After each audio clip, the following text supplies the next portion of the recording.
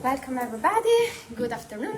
It's quite strange to speak in English because we are also Italian, but we are happy to do this.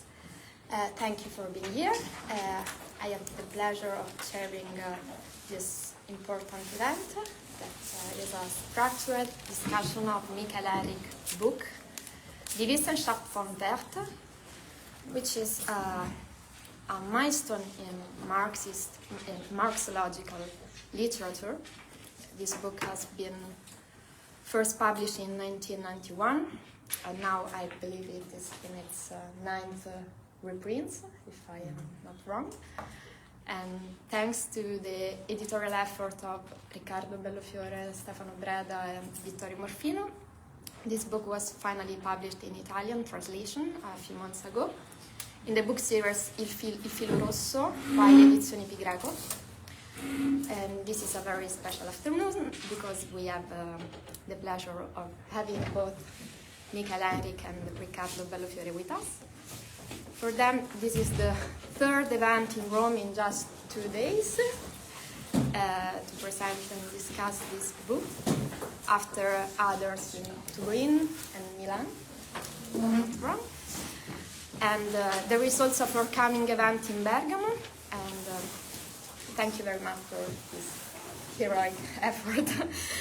And before I tell you how today's work will unfold, I would like, on behalf of everyone, to thank the Department of Philosophy of Sapienza University for its hospitality, and in particular to Professor Stefano Petrucciani.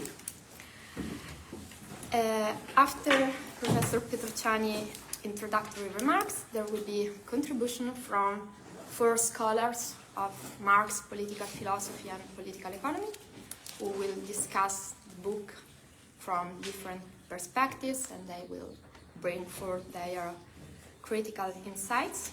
And then Riccardo Bellofiore will introduce our main speaker, Heinrich, who will respond in a unified way to the impulses of the discussion.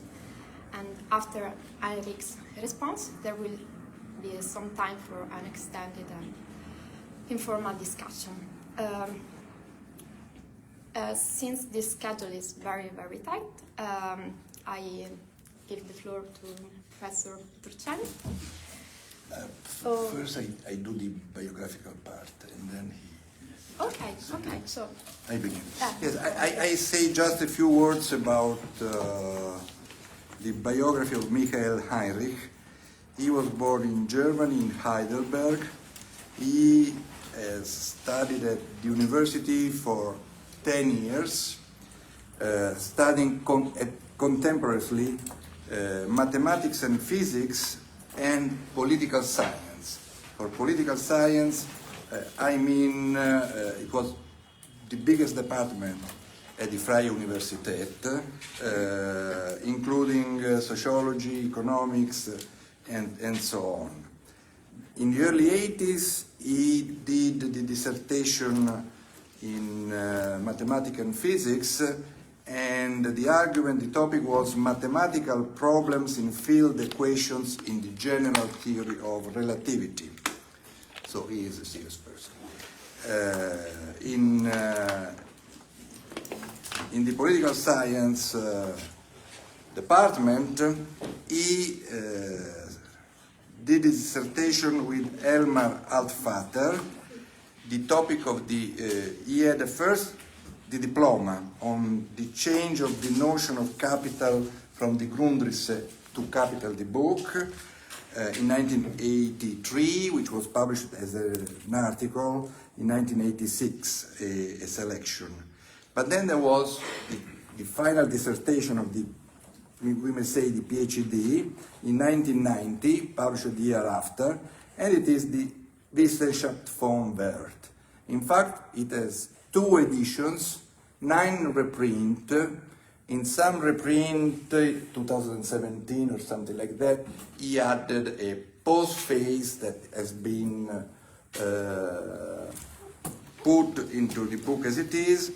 In the Italian edition, there are a few changes here and there, and a brief section more. He has taught at the Hochschule für Technik und Wirtschaft, Technical School for Techniques and the Economy. He has been editor for a long time of PROCLA, Probleme des Klassenkampf. So if somebody says, where is the class struggle in the book? He was at PROCLA. He is known as the editor of Mega 2, die Marx Engels Gesamtausgabe. It is not true. He has been an independent researcher, but he is working on that for decades. He's published books. He has published, of course, first in German, then in translations, an introduction to the 3 volumes of Capital, which is translated in 12 languages, not in Italian. Then he published by Monthly Review Press. Then he published by Monthly Review Press a book. The English title is How to Read Capital. They are the 5 chapters from 1 to 5. In English it's from 1 to 7 because the numeration is different. Now he is writing a biography of Marx. He has published the first volume in 2018. If you don't know why he wanted to publish the first volume in 2018, that is the door. And it goes from 1818, the birth of Marx, to the dissertation in 1841. Then there is the second volume that we expect in 2025.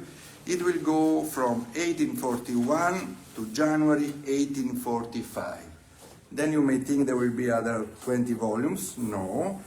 He promised to have other 2 volumes. The third will go from 1845 to 1857, before the Grundrisse. Then the 4th volume from the Grundrisse until Engels' death in 1895, plus a last chapter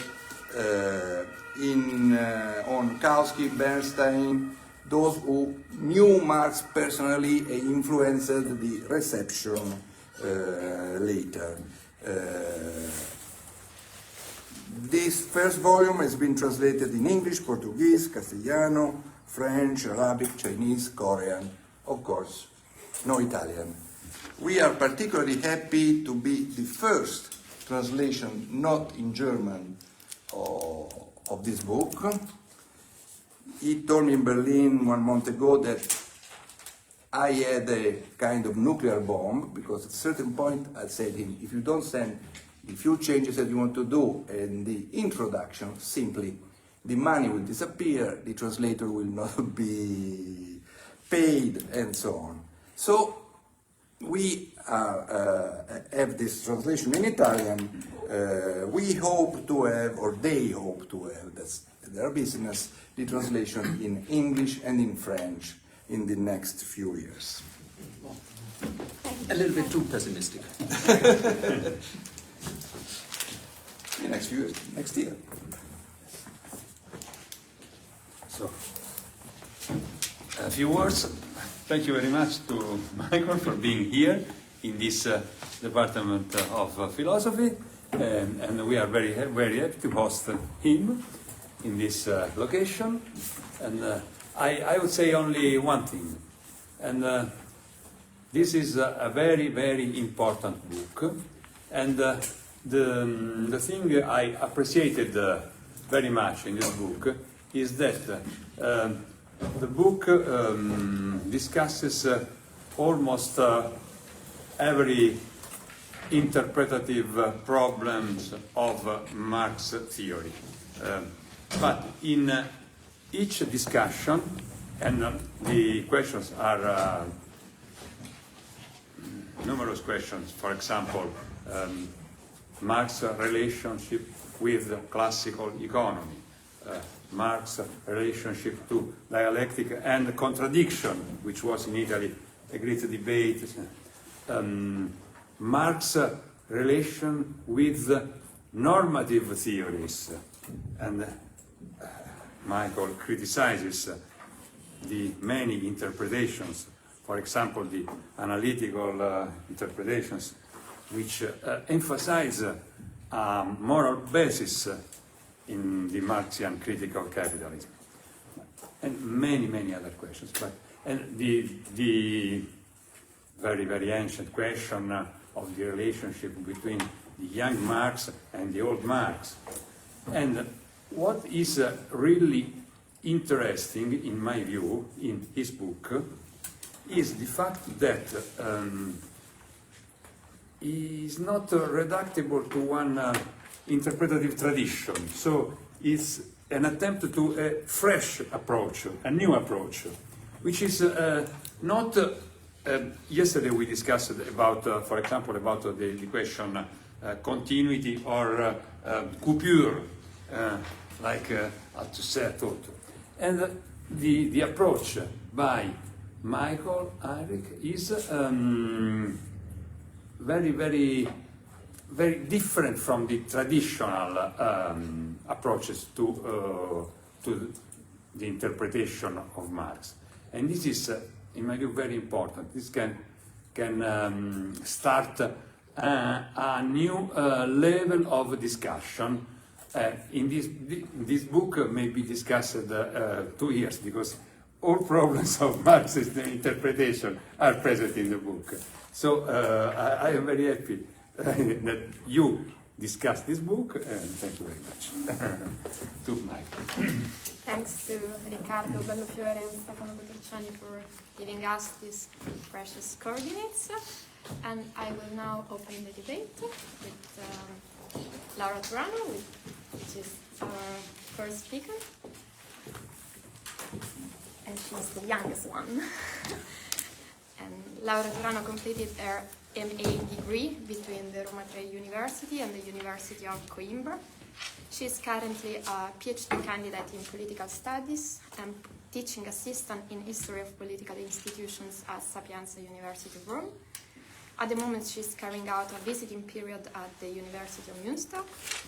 She's a member of the editorial board of Consecutiorum. She has worked on the themes of ideology and vulnerability. I should say also that her MA dissertation on Hegel's philosophy of nature is a magnificent work, and I hope to see it published one day. But, however, her main PhD research revolves around Marxist political philosophy, and in particular on the meanings and the evolution of the notion of individuum, Gattungswesen, Gemeinwesen, and Klasse. And please, Heinrich. Good afternoon to all. Before I start, I'd like to thank Michael Heinrich for being here and giving us the opportunity to discuss together. A special thanks also to Riccardo Bellofiore and Stefano Petrucciani for hosting and organizing this event. So, in my remarks, I'd like to focus on the central part of the book, which is devoted to what Heinrich defines as Marxist scientific revolution, and in which addresses the young Marxist theoretical view from his anthropological perspective and the break with the theoretical field of political economy. In other words, this part outlines the early theoretical framework based on the philosophy of the young Hegelians up to Marx's complete rejection and overcoming of it. The latter takes place after the development of a new theoretical field, which breaks away with that of the political economy around 1857. Rooted in Althusser's concepts of theoretical field and problematique, the originality of Heinrich lies in reading Marx's work as a rearrangement of his systematic framework, rather than the merely recognition of the epistemological rupture. Marxist scientific revolution is regarded not just in terms of alterations within a theoretical field, but as a full break from this field. Doing so, Heinrich emphasized the fundamental commonality of everything that refers to and is structured around the same theoretical field. To break with a theoretical field, then, is to develop a new way of conceiving reality and the objects of science in which reality is investigated by its internal problematics.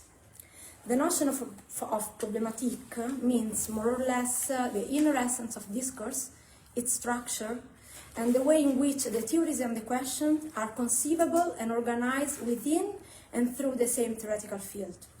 For this reason, the problematique never represents an empirical object. Rather, it reflects the socially constructed understanding of the scientific object and the subjectivities that mediate them in the scientific process. Although Althusser uses problematique and theoretical field almost as synonyms, Heinrich specifies that the theoretical field is constituted by the socially valid forms of thought which set the boundaries of science. So, a theoretical field always involves the judging criteria themselves and determines the type of empiricism enforced with its foundational assumption. Thus, Heinrich argues that a scientific revolution isn't a simple paradigm shift, but one that breaks with the theoretical field of previous ones. According to Heinrich, this is exactly what Marx did against the paradigms of the theoretical field of political economy through a multi-step path finally accomplished in 1857. The interpretation of this theoretical shift offered by Heinrich is effective because it goes beyond the simple recognition of it. It even goes further than recognition of the theoretical changes that gradually led to it. Instead, Heinrich undertakes to explain it by showing the underlying unity of the earlier conception in which these theoretical changes took place. In doing so, Heinrich shed light on the internal contradiction and self-misunderstanding of Marx. The relationship between the young Marx and his later work as historical being one of the most discussed topics of his thought. It was often seen as a correction or a constant refinement of his earlier ideas. On the contrary, Heinrich identifies a radical break with the idea of social reality and science inherent in the theoretical field to which not only Marx himself had previously referred, but from which the very idea of political economy had originated. Heinrich identifies four main elements of this theoretical field: empiricism, individualism, anthropologism, and a form of a lack of historicity that depends on them. In Marx, these elements take the form of true essentialism, which is subjected to critique only in 1845 with the German ideology and the thesis on Feuerbach.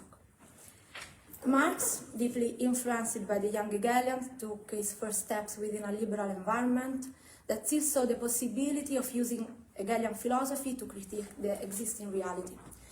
In other words, and contrary to what Hegel did, this early phase emphasized the use of notion of essence or idea to expose the contradiction between ideal essence and irrational reality. Despite various theoretical changes, according to Heinrich, this foundational contradiction would have provided Marx with a unified theoretical problematique which remained consistent until 1845. The early influence of Feuerbach, particularly his concept of species being an alienation, marked a significant period where Marx began exploring the human condition from an anthropological perspective. However, by identifying the unified problematics of Marx's thought, Heinrich doesn't just point to the fundamental presence of anthropology of Feuerbach. For Heinrich, this presence rather confirms that the human subject is conceived in this way precisely because it allows Marx to break out of the various theoretical impasses and to conceive praxis without having to change his underlying problematique.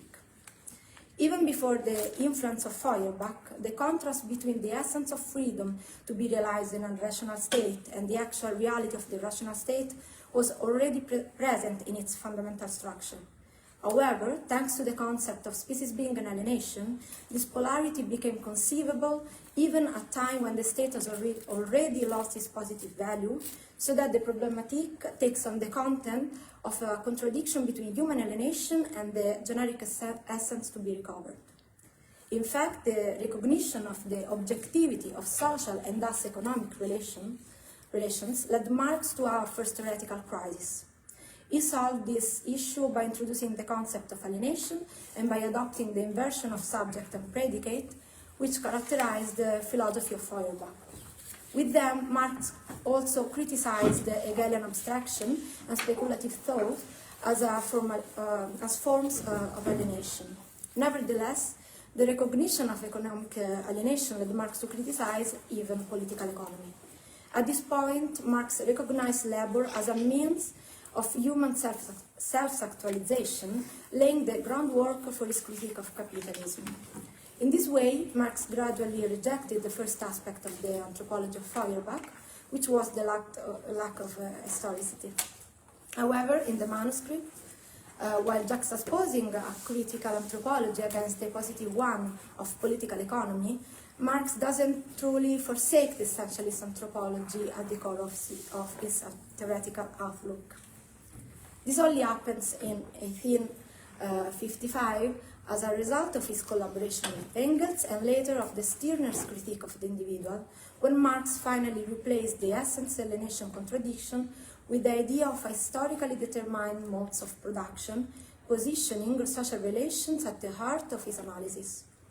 Indeed, this prevents effectively the assumption of a human essence, because this essence is itself a social product. Thus, Marx and Engels broke not only with anthropologism, but also with individualism. This shift was not just a rejection of previous philosophical underpinnings, but a foundational change in viewing human essence as a product of social relations. In doing so, they challenged the core of classical political economy. On this point, Heinrich criticized Althusser's view that the Marxist science emerged from the discovery of class struggle and the working class. On the contrary, Heinrich emphasized that in 1844 these elements were already present and conceivable precisely because of the earlier philosophical anthropology. According to Heinrich, the real scientific revolution only began when Marx developed a new concept of social reality that undermined the traditional problem of alienation. The new conception of reality was restructured based on the idea that there is no opposition between essence and reality, but that the essence itself depends on the process of material life. This shift towards a new materialism led Marx to see reality as composed of interdependent and non-deterministic levels. Moving beyond the philosophy of history that marked his earlier works, for Heinrich, Marx and Engels adopted a non-historicistic historical dynamic in which history is understood, allowed to serve as a process without a subject. In fact, this period marked a shift towards understanding the mediation between subject and object as based on social praxis instead of thought, which is actually part of it. According to Heinrich, the full departure from the theoretical field of political economy initiated in 1845 was only realized in 1857 with a new scientific approach and the rejection of empiricism as the last element of the previous problematic. Indeed, Marx's scientific revolution is finally accomplished thanks to the systematic application of real abstraction in scientific method of critique of political economy. At this point, if I may, I'd like to highlight an aspect which might be of interest, at least in relation to what I've just discussed. The great merit of the reading offered by Heinrich is to cast light on the underlying unity in Marx's early problematic and how this problematic integrates with the theoretical field that he shares with political economy. In this regard, and just for the sake of discussion, I would like nonetheless to bring your attention on possible problematic feature. Indeed, it could be argued that the focus on the human question is instrumentally used to prove the key thesis of this unity. But this question seems to disappear as soon as the break with the theoretical field is completed. In this regard, I'd like to adopt some of the critiques directed to Althusser by Luporini, with whom I actually find significant parallels with your work, at least to the extent that both of you share some central position with Althusser. This line of critiques suggests that the human question informed Marxist thought in its entirety, even if no longer in an essentialist or anthropological way. On the contrary, in your analysis, the discussion of man almost seems to vanish with Marx's adoption of the new theoretical field and the new concept of social reality. If this is true, and even if I agree with the departure from essentialism and the question of alienation, my impression is that we might really consider resolved or dismissed a central issue that persists in the later treatment of political economy. When you assert that the object is no longer nature, but rather social practice which always mediates reality, I agree with you that nature is always social mediated, and indeed this was Marx's fundamental discovery. However, while the conception of the individual changes, it could be noticed that Marx always presupposes the human individual, both in the anthropological and the materialistic problematic or perspective. One could say that the only difference is that we shouldn't take anymore the individual in its state of isolation as opposed to a generic essence, but as part of certain social relations. But as Luporini notes in his critique of Althusser, the result would be turning this rejection of anthropologism into a form of anti-humanism and intersubjective reductionism, which absorbs the gap between the natural individual and its social determination within the concept of social mediation. It seems to me that this might lead us to boil down the individual and its autonomy to the social structures, when instead individuals and structure could be thought of in constant mutual function according to the material or socio-historical condition which the individual undergoes. So, with Luporini, I wonder if the disappearance of the human question is a result of conflating this question with the issue of the theoretical foundation of Marx's argument. Thanks.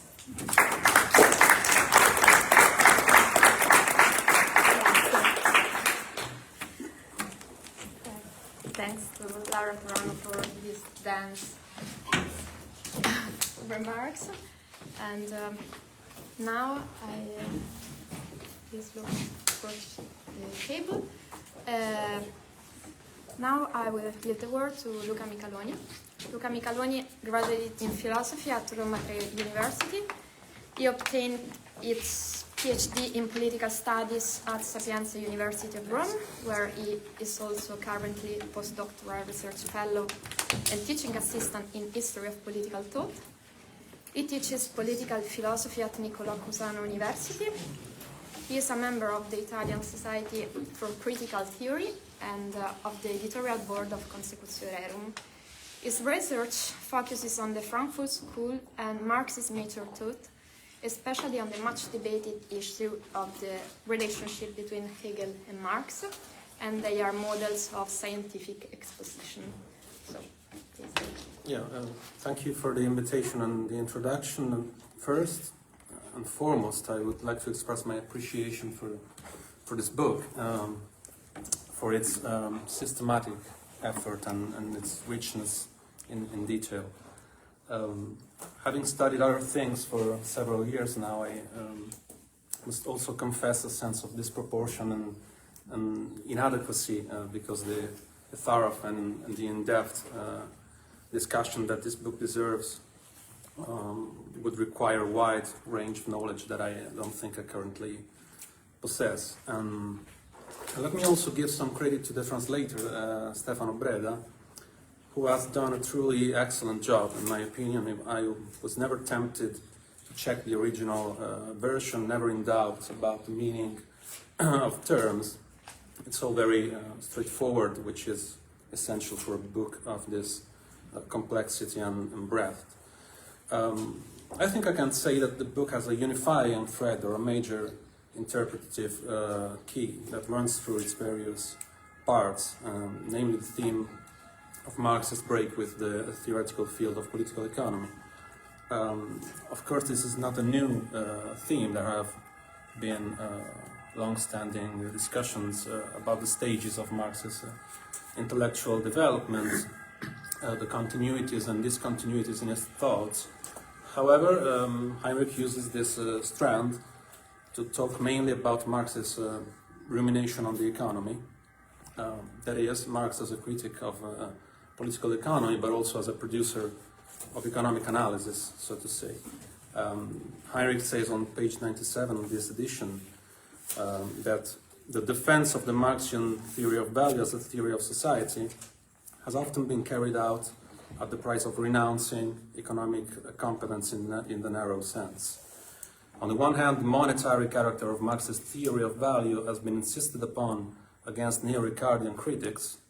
On the other hand, however, the fundamental problems that really concern the theory of money have not been addressed even by most Marxists.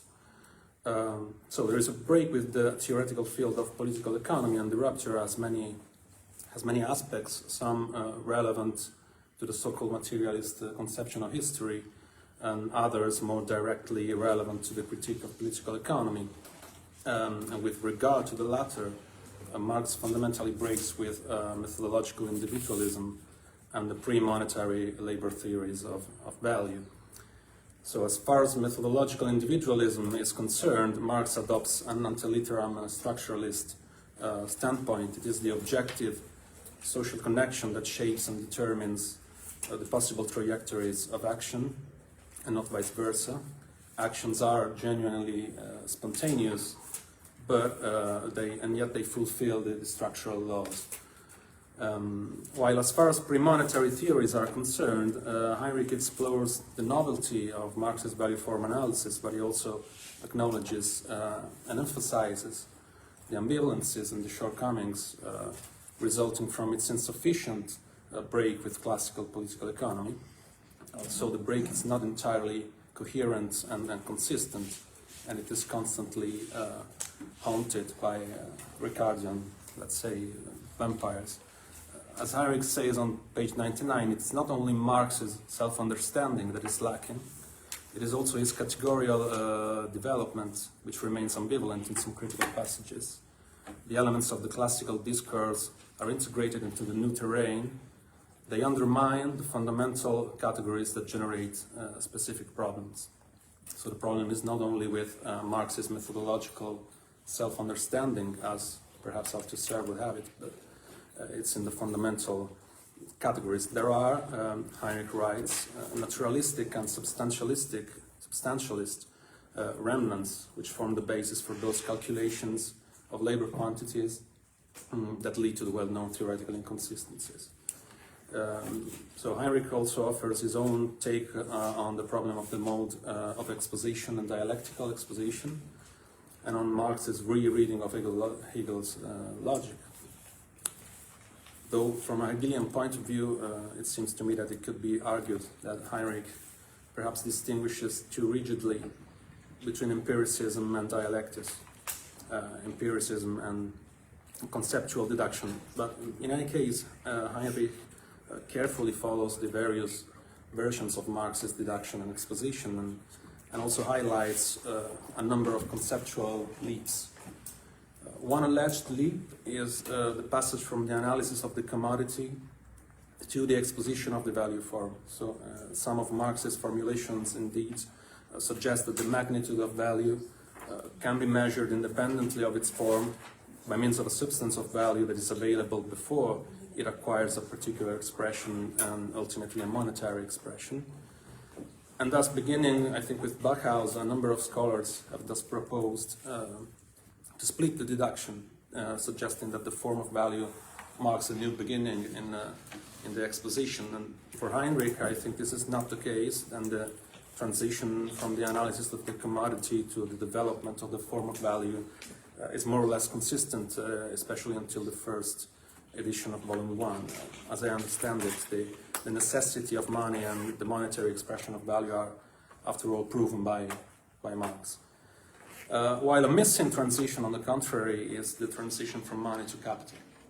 And it must be a conceptual transition once we rule out the historical account of a simple commodity production, and once we rule out the simple empirical acquisition of the datum of capital as a subject in process.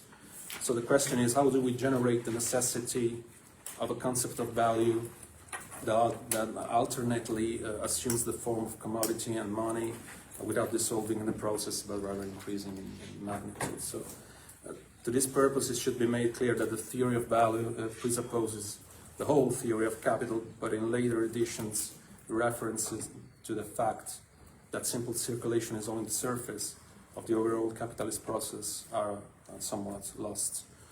And yet, with great historical and philological, I would say, dexterity, Heinrich then examines the concept of the value of labor power, the transformation problem, the forms of interest-bearing capital, and Marx's hints at the theory of credit.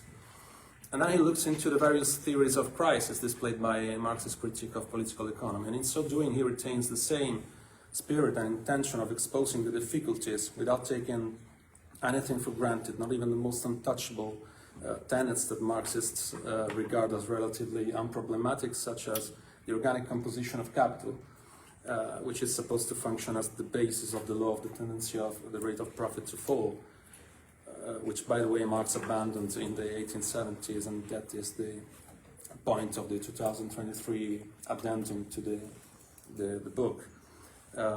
So Heinrich argues that the concept of the value composition of capital makes perfect sense once we distinguish between constant and variable capital, but the concept of organic composition is based on the covariation between the value composition and the technical or technological composition of capital, which is a much more ambiguous notion. It is not easy to tell when the mass of the means of production has grown or decreased from a strictly technical point of view.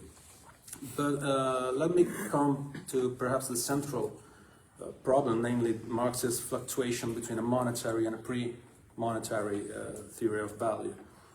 This seems to me to be the question which ultimately remains at the core of later chapters on the problem of transformation, the dynamics of the capitalist mode of production, and also the evaluation of socialist politics.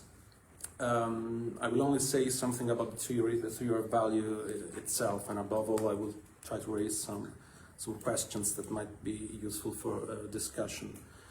So private labor must be socially mediated, and products become commodities only in circulation, only in exchange do they receive the confirmation of their exchangeability and value.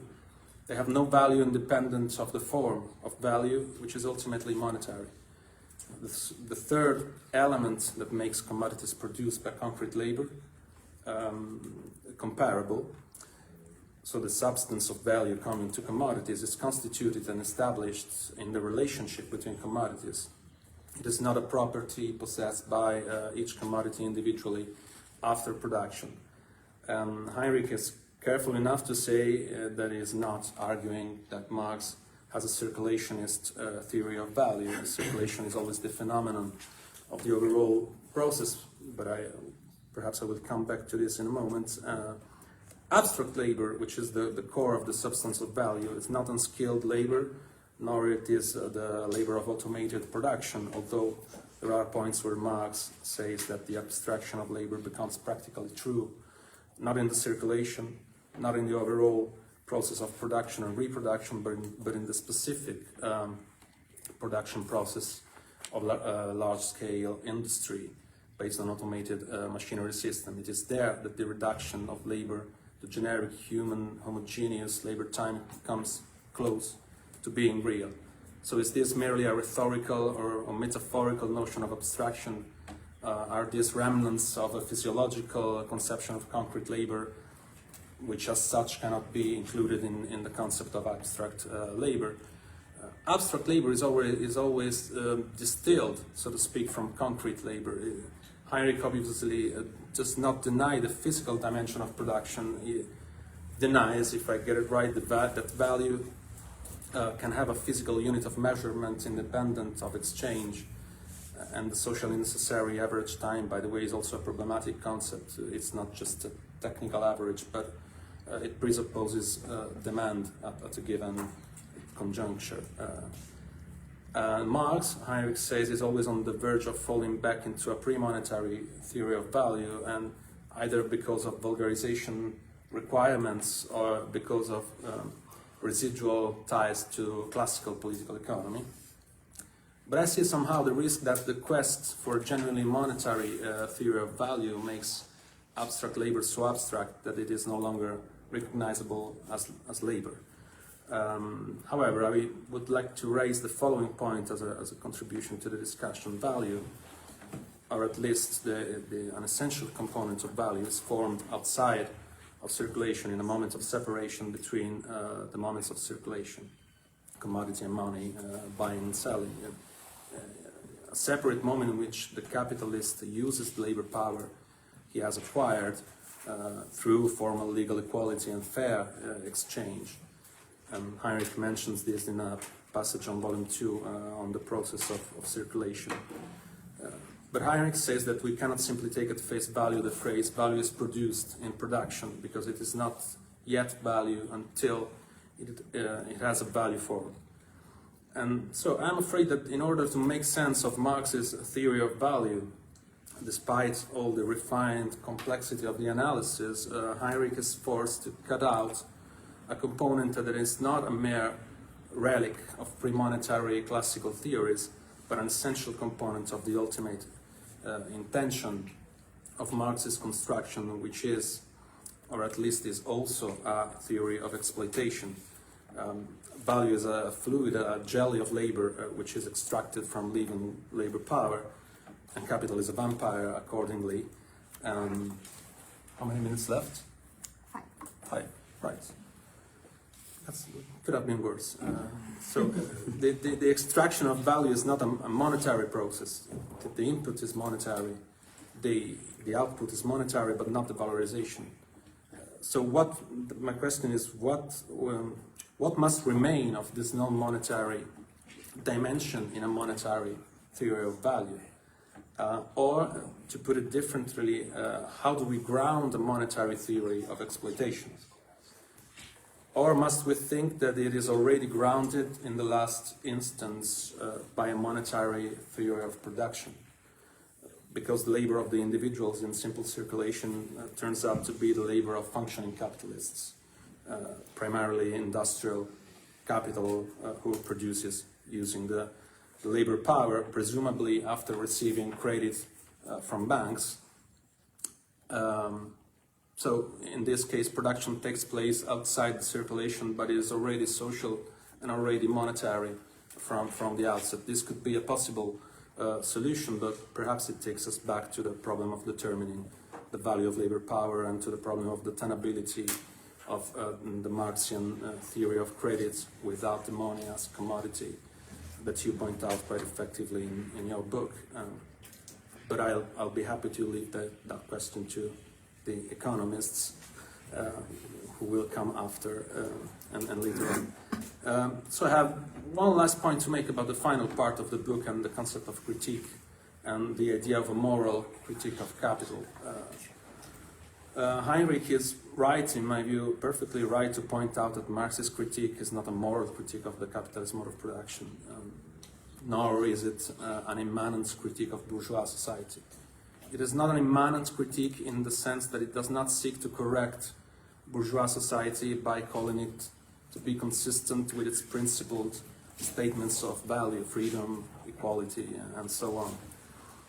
And yet, if immanent critique is oriented towards transcending the current state of affairs, it can be perhaps reconciled with the Marxian perspective.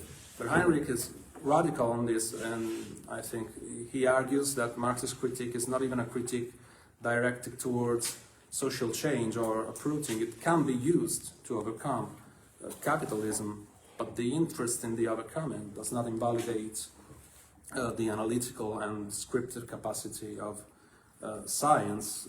There is perhaps a kind of division of labor between theory and practice, reflection and politics. And these are 2 points of radical departure, but maybe I got it wrong, from militant approaches and from classical Marxist theory, but also from the Frankfurt School approach, as Heinrich points out. Critique is not immanent and it's not inherently interested.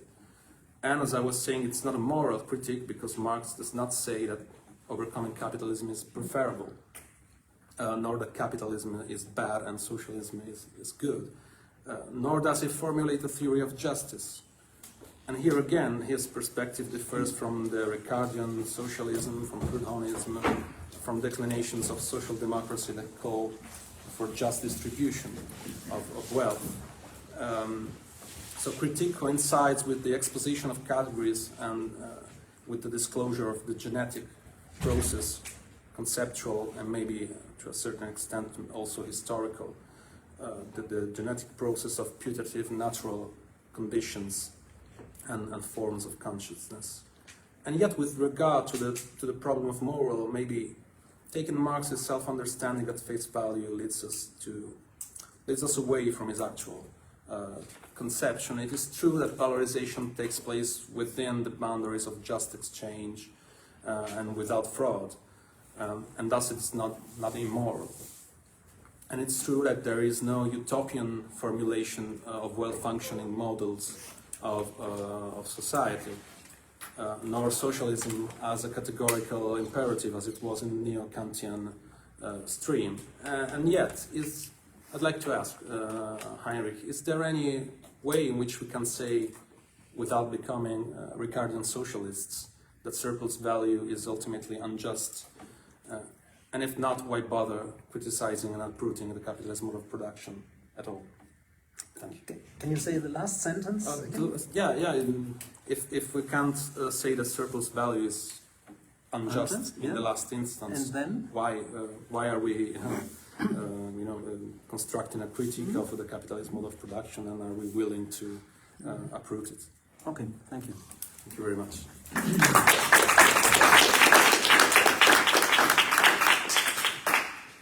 Thanks to Luca Micaloni. And then we'll have a third contribution from Marco Veronese Passarella, who is Associate Professor of Economic Policy at the Department of Industrial and Informational Engineering and Economics at the University of L'Aquila. He is Senior Research Fellow in Macroeconomics at the Angelo King Institute of De La Salle University in Manila. He also coordinates the Leeds University unit in the European project Just to See, that is focused on the transition to a circular economy. He is a member of the scientific board of the PhD program in social sciences at the University of Padua. He has many areas of interest, and I can mention the macroeconomics, dynamic economics model, monetary economics, environmental economics, and the theory of value and distribution. So, please, the floor is Thank you. Did you get all of that information about me? Yeah. So, okay, thank you. Let me thank the organizers first, and particularly Riccardo Bellofiore for inviting me here today. It's been a long time since I've participated in a debate on Marx and Marxian topics, so I hope I measure up to the task. I'm one of those economists you was mentioning, and I loved your conclusion, by the way. It's one of my points. I'll focus on the very few, on the few points of disagreement, with the caveat that these are, I believe, different interpretive nuances rather than real or genuine dissent. Specifically, I intend to focus on three interconnected aspects. The first is Marx's relationship with the classical political economists, Smith and Ricardo in particular. The second is the interpretation of Sraffa's model as an equilibrium model. And the third is the debate around the transformation problem and the category of surplus labor. So let me start from Marx and the classics. I took a few notes in order to stick to the time I was assigned. So Heinrich argues that Marx's reconstruction of classical political economy is flawed because it's retrospective, meaning that it takes Marx's own theory as the endpoint and reads the work of the classical political economists backwards from there. This would make Marx far too in a sense, generous in his reading of the classical political economists, because Marx sees in their theories an unfinished attempt or even a rough development of a theory of surplus value. Besides, Marx wouldn't notice the radical break that his approach represents compared to that of the classical political economist, because the problem is that both Smith and Ricardo's approaches, but also including the Ricardian socialists, would be affected by 4 different problems, which are the problems listed by Laura, I guess. So anthropologism, I just list them, individualism, lack of historicity, and empiricism, meaning that reality is transparent and self-evident, etc.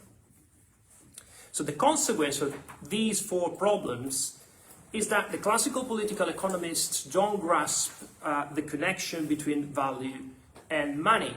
And in a sense, there would be no difference between the neoclassical or marginalist approach and the classical approach, because of course they are based on different, research programs, but at the end of the day, they have a common theoretical empiricist.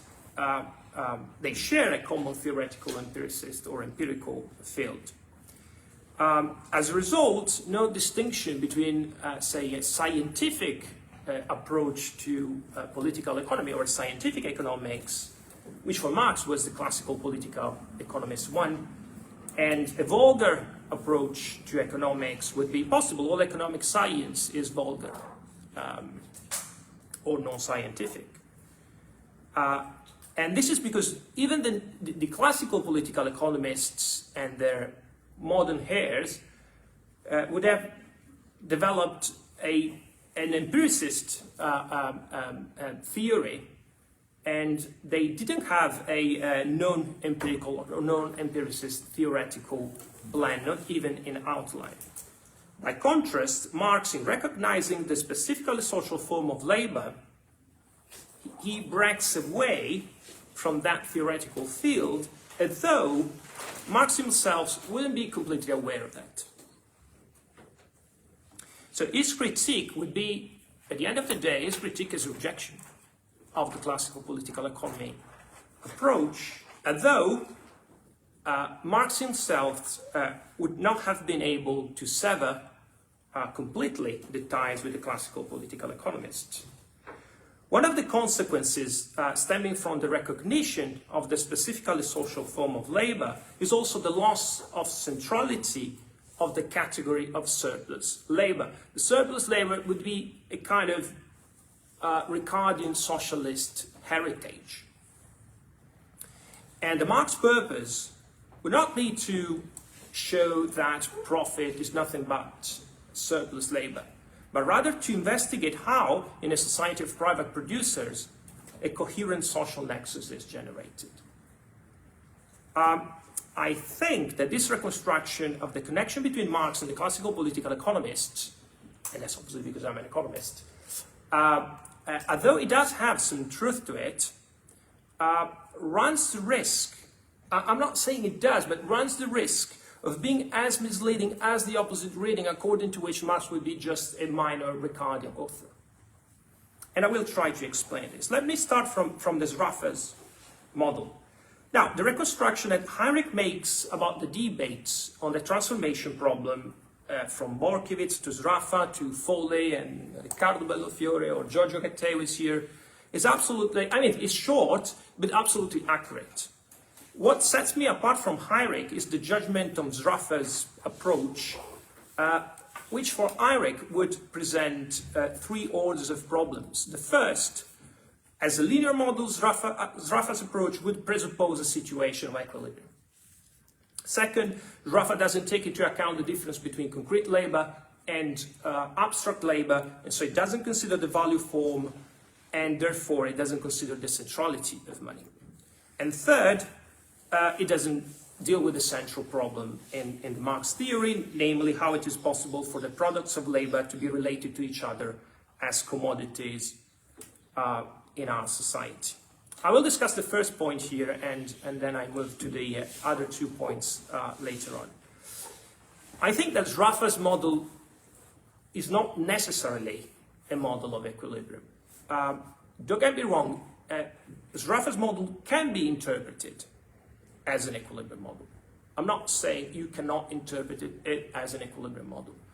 But in my opinion, that's not the only possible interpretation, and it's not the most correct one.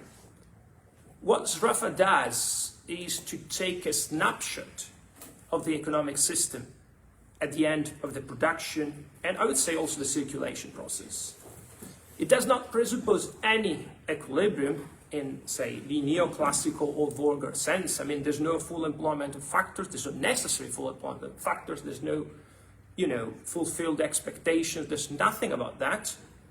Of course, the prices that he calculates in that way are the reproduction prices of the system. But this is because these prices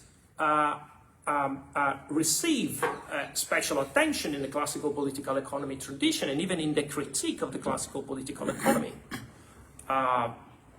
Because they can be interpreted as centers of gravity for the market prices. Again, I'm not saying that this is the best interpretation. I'm just saying this is what he does and what Marx does. So, what that system does is to show that a coherent system of relative prices can be defined once we know the technical conditions of the economy and we say, plus the economic, social, and political factors that rule the distribution of income. If your task, if Sraffa's task is just to define relative prices, it seems only sensible, and it does make sense, to abstract from any possible disturbing factors. And so my point is that Sraffa's model is a simple model that addresses a simple question. To criticize it because it says nothing about the specific or the social nature of value is like criticizing a nutcracker for not serving as a corkscrew.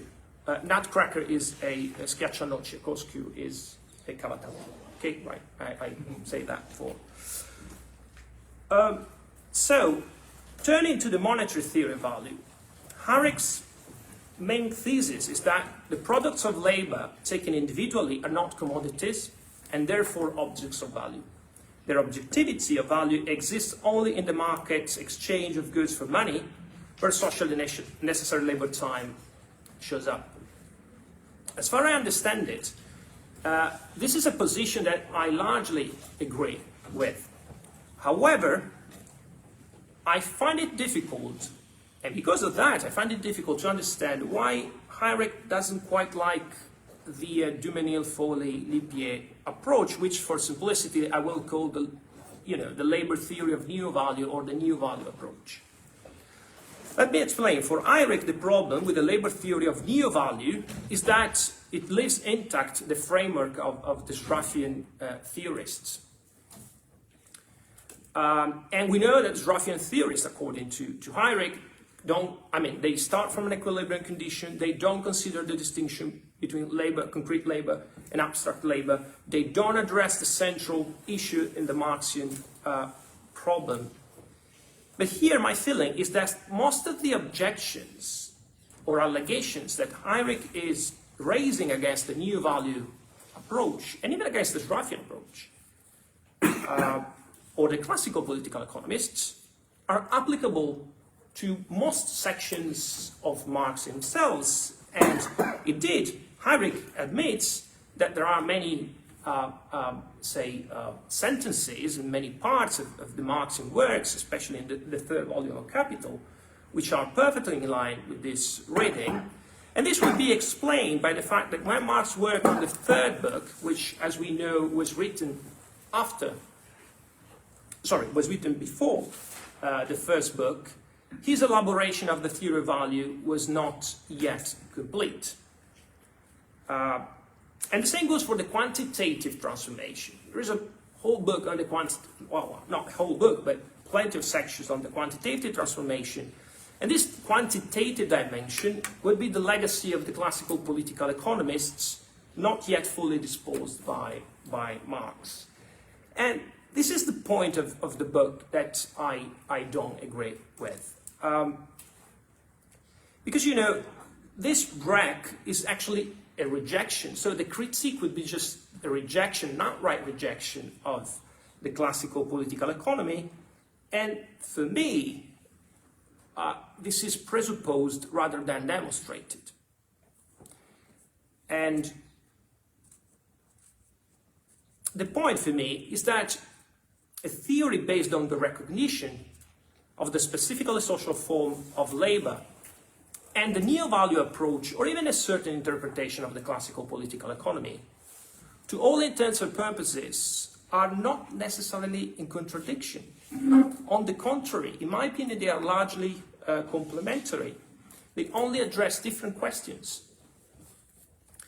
For instance, precisely because it does not presuppose two independent systems, two independent accounting systems, one with pre-monetary values and the other one with monetary prices, the neo-value approach is by no means a pre-monetary theory of value. If anything, it doesn't explain, and Heinrich is correct about that, it doesn't explain the necessity of money, and therefore it doesn't explain the social nature of the value creation process.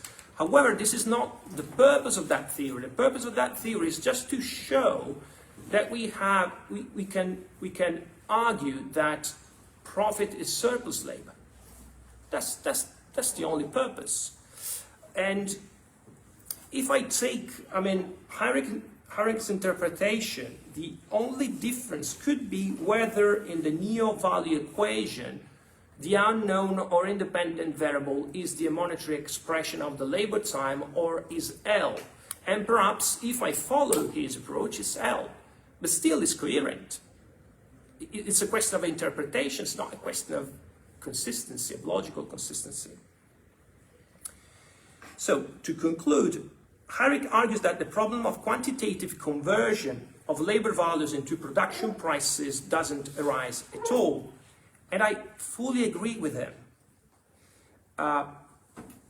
However, again, the neo-value approach, and the same goes for a certain interpretation of the classical political economy approach, does not perform any conversion.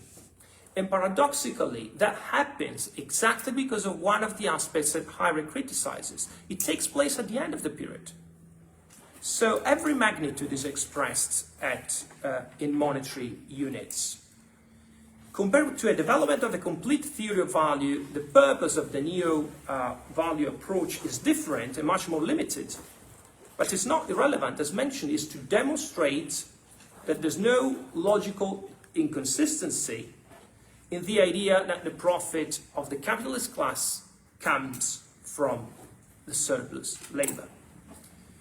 I'm aware that Heinrich denies that this is the central issue in the Marx analysis, and he could be right. But still, it's an important point.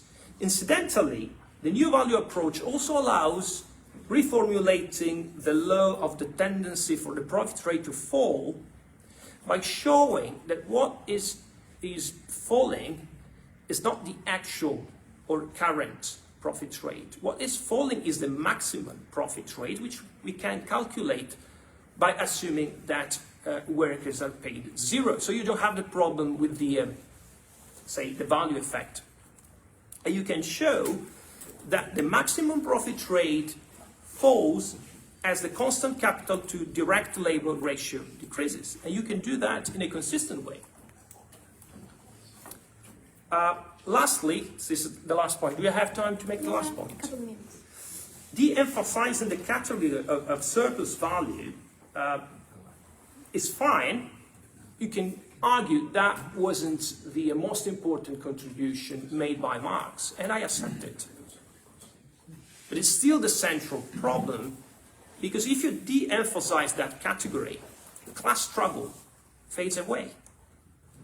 And could you repeat this last? When the class struggle fades away? If you de-emphasize the surplus labor category, you are right when you say Marx's theory is not about quantitative transformation. It's not about turning some numbers or figures into other numbers or figures. However, I suspect it's not about a conceptual transformation either. It's about how an apparent exchange between peers on the market conceals an unequal exchange in the production sphere.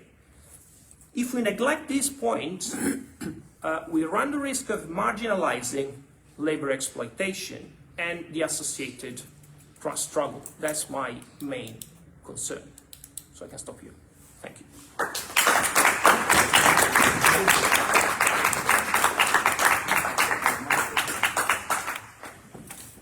Thanks to Marco Passarella for this economic gates on Micaloni's book. And now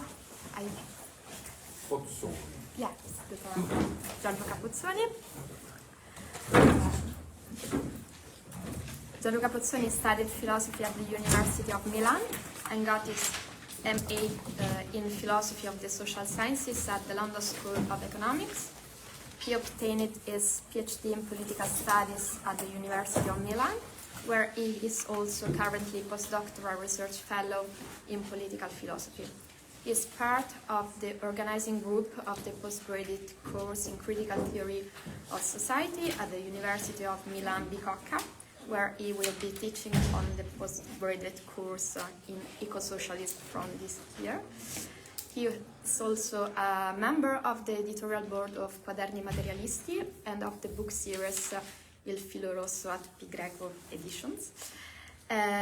His research focuses on issues at the interface between the philosophy of the social sciences and social and political theory, with a particular emphasis on the Marxist tradition and critical theory in general. So, please, Gianluca. Right, thank you. Thanks for having me. I was going to start by saying how important the book is, but apparently everybody does that. It's not necessary. No, I might skip that bit unless, I need to mention it because I need to excuse myself from discussing the whole book. And I wouldn't be up to the task in 15 minutes at least. On the other hand, I don't wish to discuss any particular aspect of the book in isolation. That wouldn't do justice to the breadth of the book's scope. So what I should like to do instead is to focus on the science in the science of value, as it were.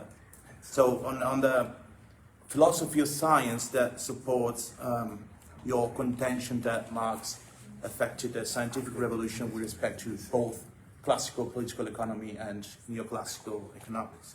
This is, I think, one of the most interesting and innovative aspects of the book, that you convincingly show that there is an inherent theoretical continuity between classical political economy and neoclassical economics. So in the introductory chapter, you outline your view of the history of economic theories.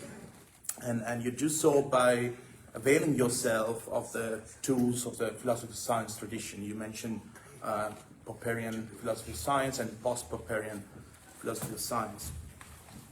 And if I got it right, you claim that post-Popperian philosophy of science, of Kuhn and Lakatos, mostly Kuhn, has shown once and for all that science only progresses against the background of more deep-seated theoretical assumptions and within a broader theoretical framework, which is what Kuhn calls paradigm and Lakatos called research programs. But this is the crucial point. You go one step further than that, and you argue that scientific theory changes, that is, paradigm shifts in Kuhnian terms, or changes in research programs, to use Lakatos terminology. These kind of changes only occur as a consequence of changes in the underlying theoretical field. This is where the notion of theoretical field enters the equation. So the distinction between the assumptions of a scientific theory, which you also call a problematic, and the broader theoretical field in which a problematic is embedded, is a crucial one in the book. I've already mentioned that the book is innovative in claiming that there is more continuity than discontinuity between classical political economy and classical economics. So in this respect, towards the end of the first part of the book, chapter 2, section 3 and 4, for those of you who are interested, Heinrich shows that the marginal revolution in economics does actually entail a radical change in problematic with respect to classical political economy. So utility replaces labor as the basic unit of economic analysis. Consumers replace producers as key actors in the economy. So in this way, the very subject matter of economic analysis shifts from macroeconomic to microeconomic phenomena. And the whole concept of the economy is recast as one aspect of human behavior rather than a separate sphere of society. In fact, Heinrich argues that a similar difference in problematic can be identified even within classical or bourgeois political economy. So you sort of adopt Marx's distinction between scientific and vulgar political economy. And whereas scientific political economy adopts a labor theory of value and seeks to account for different forms of value, so profit, rent, income, and so on, and as all originating from labor, vulgar political economy, on the other hand, rests content with acknowledging variety of factors of production, so the Trinity formula, the famous one. And therefore, in this way, vulgar political economy, much unlike scientific political economy, is closer to the marginalist problematic in assuming that different individuals have different needs, and this is a basic fact from which to start from in conducting economic analysis. But despite these differences in problematic, the main contention in philosophical terms is that classical political economy, in both its variants of scientific and vulgar and neoclassical economics alike, are situated within the same theoretical field, which, as the other speakers have already mentioned, is characterized by 4 basic tenets, so anthropologism, individualism, non-historicity, ahistoricity, and I don't know how to translate it into English, but you get the gist. And empiricism, which I think is probably the most important one, the one that makes your reconstruction, your interpretation of Marx's critique of political economy original. So the way I read the book is that, in this respect, Marx's scientific revolution consisted in breaking with this theoretical field as a whole.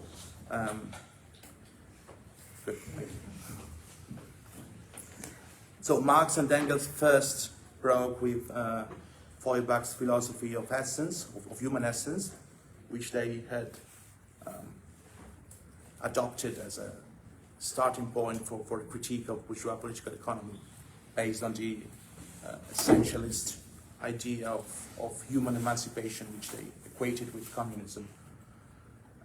Whereas in the materialist conception of history, which replaces philosophy of essence, in which Marx and Engels first outlined in the German ideology, this is why the break is situated in 1845, social relations, specifically social relations of production, replace individuals and their needs as the building blocks of social reality, so to speak, which implies a break with both anthropologism and individualism, but also with non-historicity, insofar as social relations are by definition historical, as well as with empiricism, insofar as social relations are unobservable, which Marx only realized in 1857, which is when the revolution can be said to be complete. So this break plays a pivotal role in Marx's scientific revolution, at least according to Heinrich.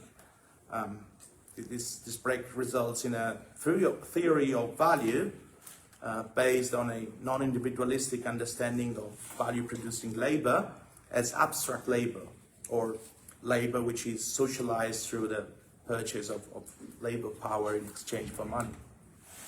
So I need to get my glass.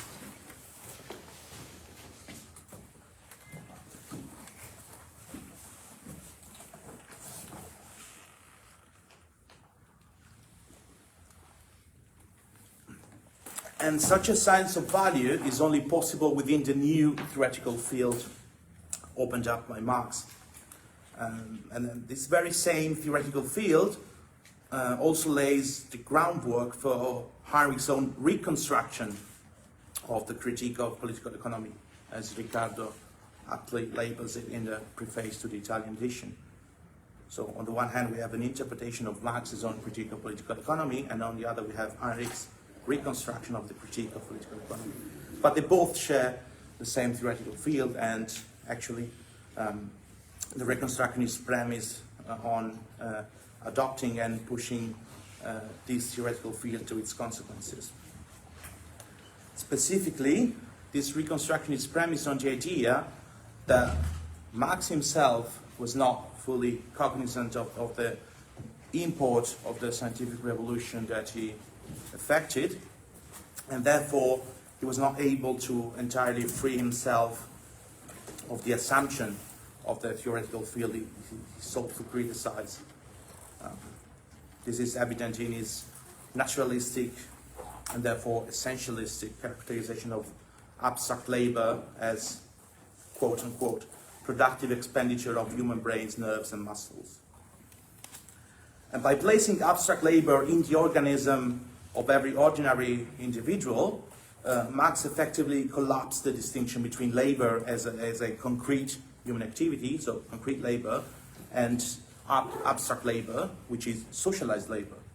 And by doing so, Marx also obliterated the fact that value too, to the extent that value is objectified labor, or objectivity of labor, I don't know how it's called in English, but value too is socialized, much like labor.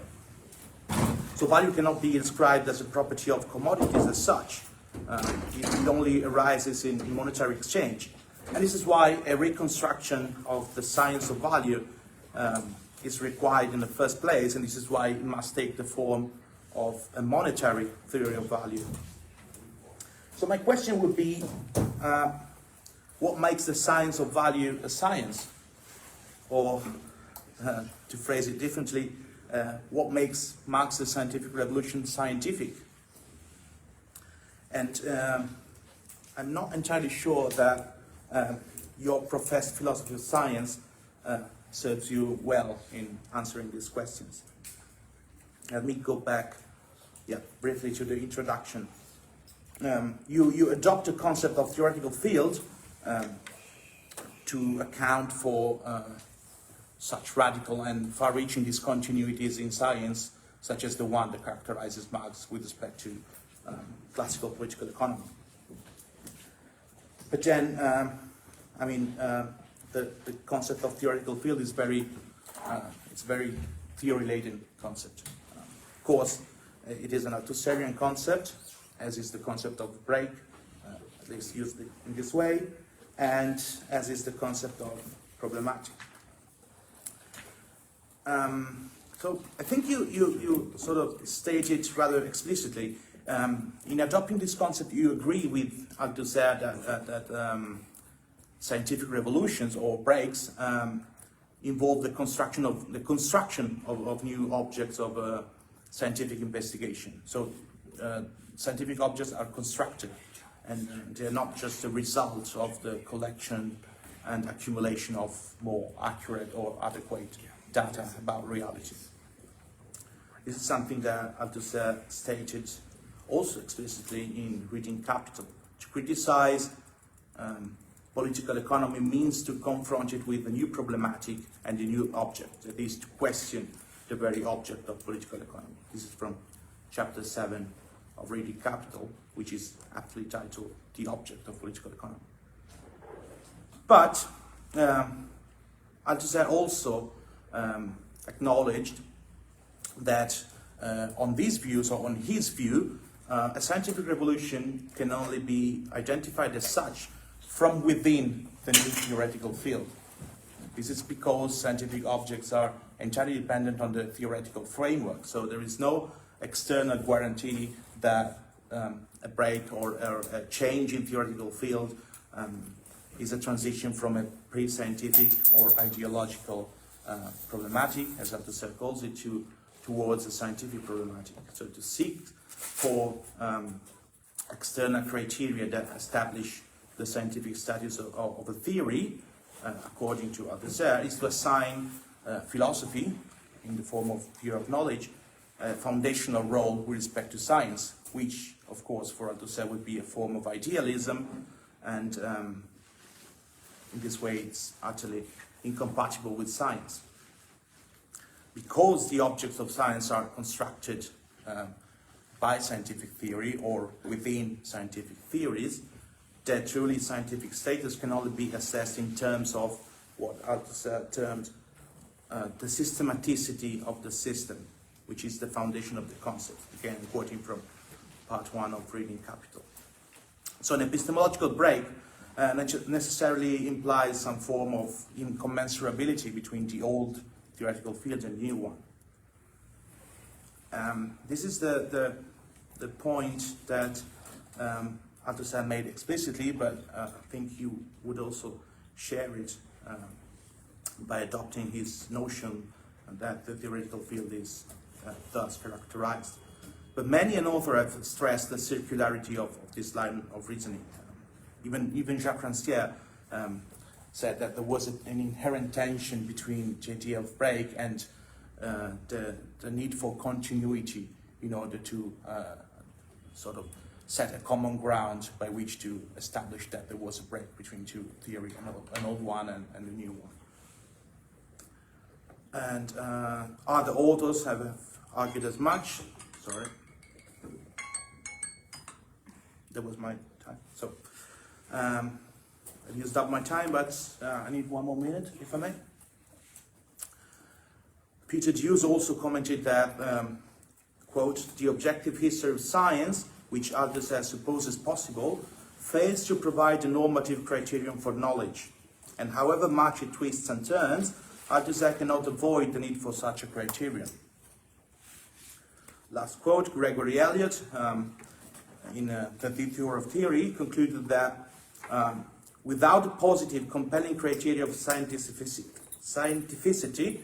Althusser's bid for historical materialism is imperiled, and the theory of what constitutes the scientificity of the sciences itself founders as a satisfactory account of science.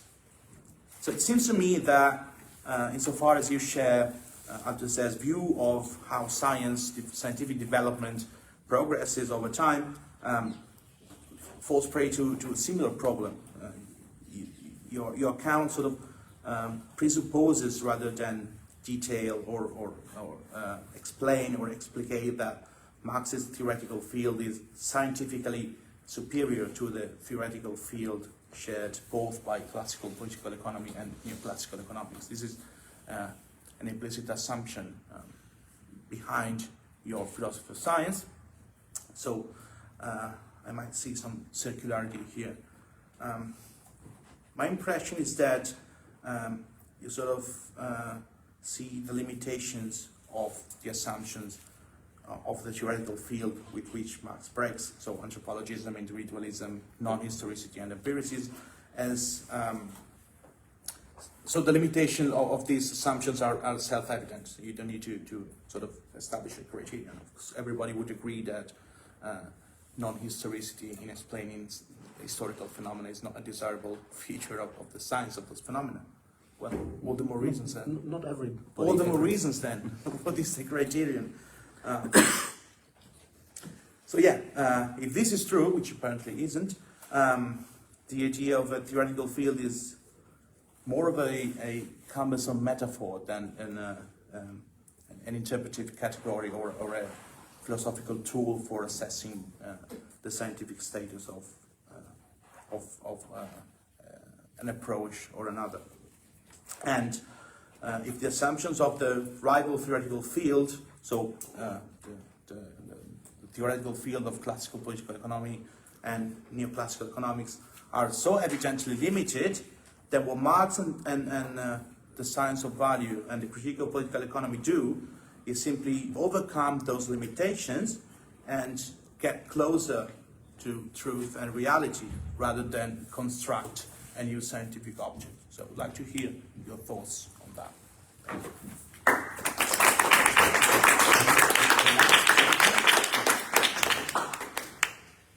And thanks to Gianluca Pozzoni for this epistemological comments.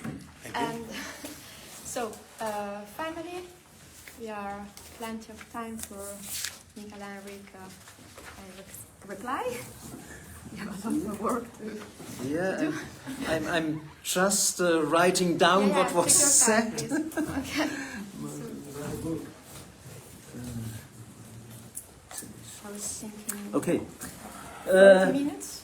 No, it's Less? 40 minutes? 30 minutes is okay. 30 or 40, up to 40. Okay, well, then you are the chair. So I thought it would be a good custom that the answer at least needs double the time of the question. okay. But I will try to limit myself, because I also want to hear the discussion and the question.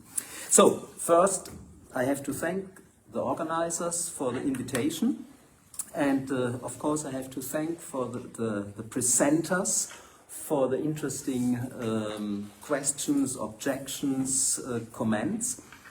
And this is not just a polite phrase you of course have to do at the beginning. I must say I always learn by myself from discussions, and I learn not that I'm always quickly convinced by a certain objection, but it's always interesting to think, okay, the objection doesn't convince me, but why the objection emerged? What was in my presentation that this objection was made? And by this, sometimes I see I have some weak points, I have to improve something. And so far, I'm very happy with all the objection. Also, I nearly agree with any of these objections. So, I will not follow the sequence of the presenters. I try at least some points to answer which belong to each other or which are more general. The last presentation by Gianluca made maybe the most general or met the most general points. What is science? What, when I speak of science of value, what is meant with this? What are the criteria, and so on. It is correct that I use Althusserian notions. However, I also have differences with Althusser. And one big difference I have, and when I understood you correctly, you didn't mention this, is that I disagree with Althusser that the rupture, for example, between young Marx and the major Marx, is a rupture between ideology and science. This opposition I absolutely don't accept. You can have science in different theoretical fields, like also Marx, already in the first chapter of Capital, confirmed that there is a scientific classical school, and I would agree with the same. The classical school is scientific. The neoclassical school is scientific, but they belong to a different field than the field what Marx is. So my first point to answer, I have not the problem to distinguish between pre-scientific and scientific, and then to give reason what is the scientific character of what I see as scientific. The break with the field is a break with assumptions which are taken for granted in a field. Adam Smith doesn't speak about anthropologism, he just says it's the nature of humans to exchange. This is the difference between animal and human. So he accepts a certain anthropology without being aware that he accepts this. And Marx breaks, in my view, breaks with this and says, no, I don't use an anthropology.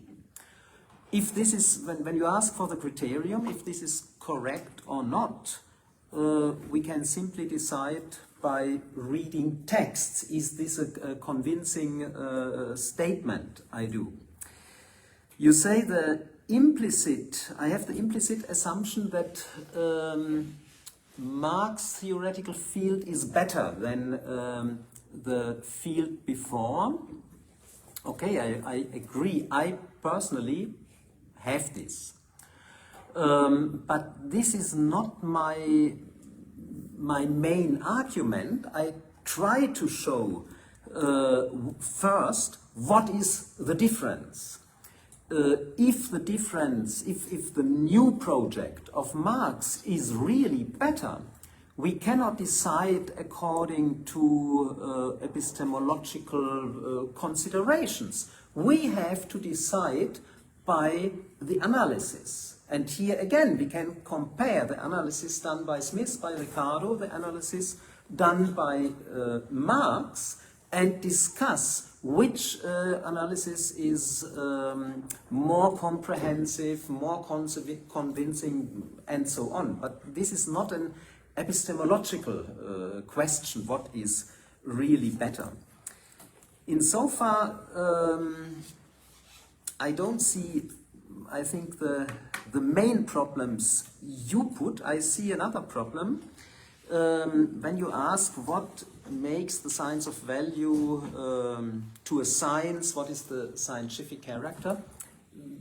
We had this discussion yesterday evening also about science, and my position and yesterday the question was what is Marx's understanding of science? And my answer was that Marx has not a coherent understanding of science. He has, when you collect quotes, you can find very contradicting messages, statements about science. He has a vision of science which depends on the situation. He uses in this situation different tools from that. But what is constant, for at least for the so-called major Marx, is what he expressed in the preface of the first volume of Capital with his question, badly translated in the Penguin. My translation of this sentence: every statement of scientific critique is welcome. And this was not just a phrase in the sense, okay, criticize me, you will not have success because I'm better. No, it was meant serious, that Marx sees science as a process. And as he himself criticized his own texts, didn't publish them or reworked them, so he also saw the scientific discussion as bringing progress by critique, and he didn't consider himself as a kind of extraordinary person where no criticism is possible. So this question, I think, perhaps one could, or not perhaps, for sure one could say more than I did in in science of value, and it would be a progress to discuss more the scientific character. Let me just add one point you didn't mention, but I feel the need to say this. In science of value, I stressed in the Althusserian tradition very much this rupture between young Marx and old Marx. Meanwhile, with the work of for the biography, I oppose as well the continuity thesis as the rupture thesis. The continuity thesis for me is obviously wrong because we have so many changes in Marx, basic changes where the theoretical coordinates are changing. But these many changes we cannot reduce to the one main rupture, what in some respect I did in Science of Value, justified, I can justify a little bit myself. I didn't really consider the whole Marx, I considered Critique of Political Economy. But when we consider the whole Marx, Marx as a historian, Marx as a theorist of politics, and so on, then we will see other ruptures, and these many ruptures we cannot just reduce to one or two, and in so far neither continuity nor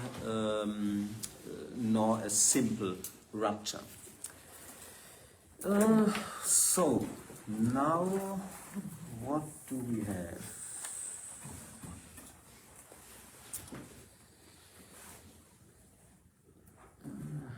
That I'm not confused. We have two Marcos, the presenter. Marco and Luca. Luca. Why I wrote Marco off. Luca. It's Luca. Okay. Then let's come to the only Marco, which is the only real Marco. You made several points, Marx and the classics. Maybe I misunderstood something, but you several times said that I diminish the importance of surplus labor, and that this, of course, would have many risks. I agree, but I don't see that I diminish surplus labor. I criticize theories which make not really a difference between abstract and concrete labor. Concrete labor, of course, you can measure with a clock, this and these hours, but abstract labor you can not measure. And of course, also this counts for surplus labor, which constitutes surplus value. So you have these problems in general, but I don't see that I have a special problem with surplus labor, and I don't see that therefore I have a problem with class struggle. Class struggle, for example, Riccardo, could you stop for a moment? I'm also addressing Marco directly. Also, I don't think I have a problem with class struggle. It's not an overwhelming theme in the book, of course. But I have certain points where I emphasize the importance of class struggle. For example, in determining the value of labor power. Value of labor power is not just given with reproduction costs. Marx emphasizes the historical and moral moment, and how it is determined, of course, by class struggle. Insofar, I don't see this, and now I'm with Luca, not with another Marco. You also had the point with exploitation. that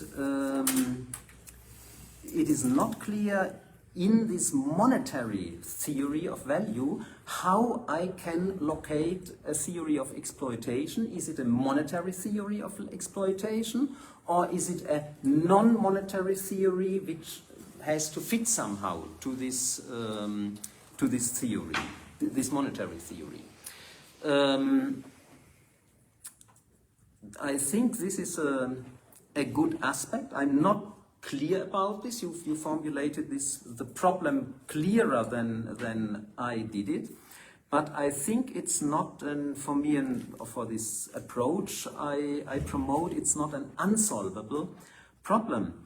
You have on the one hand, what you also mentioned, the monetary aspects at the beginning of production. The ingredients have to be bought by money. And when the products are sold, when they are transformed in commodities, you receive a monetary result. Exploitation happens between. And what happens between? Concrete labor is spent. Individually spent concrete labor, but there is the socially necessary labor time. In the first chapter, Marx just introduces this notion, but he doesn't really discuss how the producers are imposed, how they are forced to produce this socially necessary labor time. When we think of capitalist producers, of course, this happens in capitalist competition, and the capitalist competition articulates a certain pressure the individual capitalist puts on the workers employed by this capital. So the conditions of exploitation, the force which is executed against the laborers happens in a framework of concrete labor producing use values. The workers shall produce quicker. It depends from the labor process, what is possible. The breaks in the labor process should become smaller.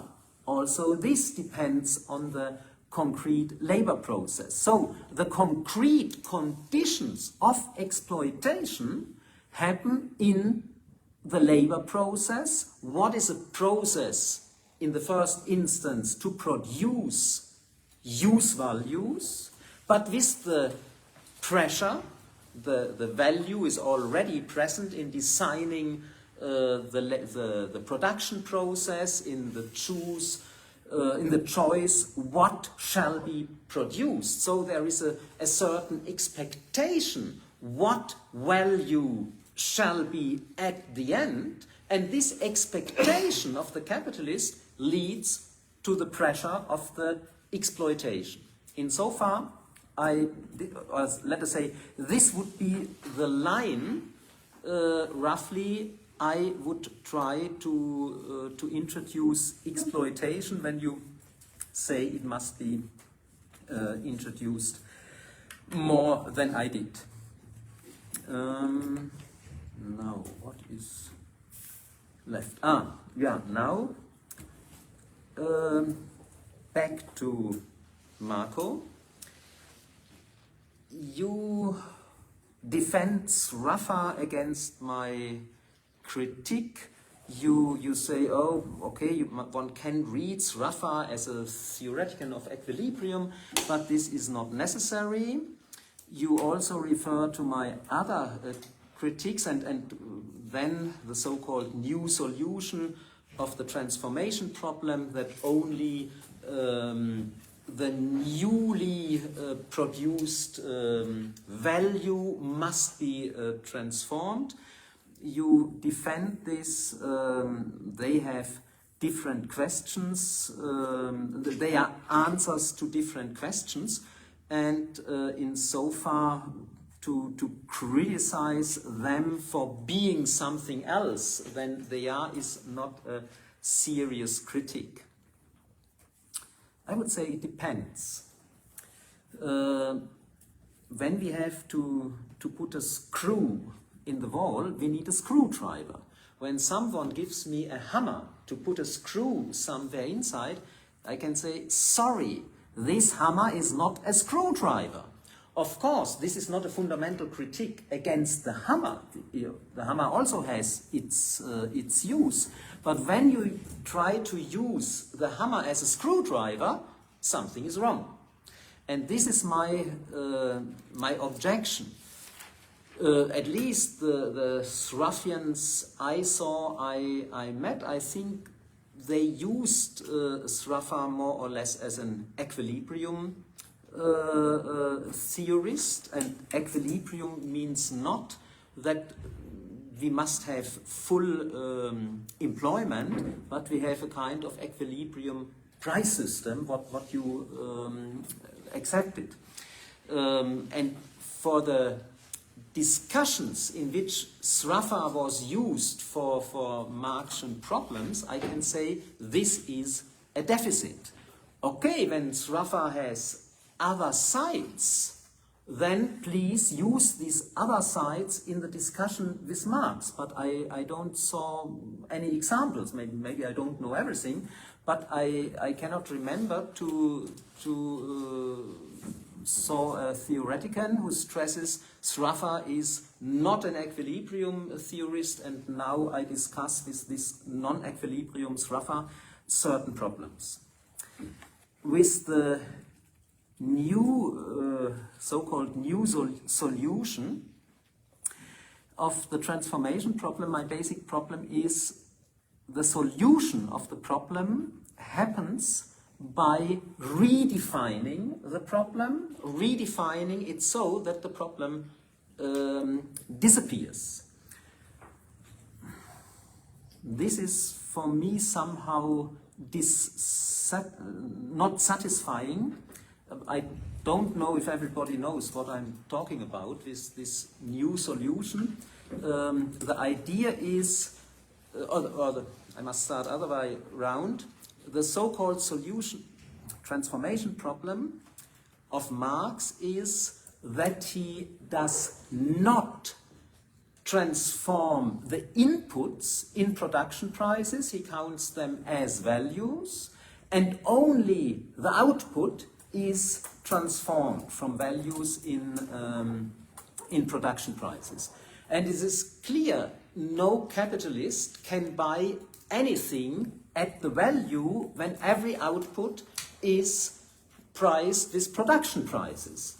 The new solution, very roughly, very simply says, okay, the inputs are not really values, they are just the old production prices, so what?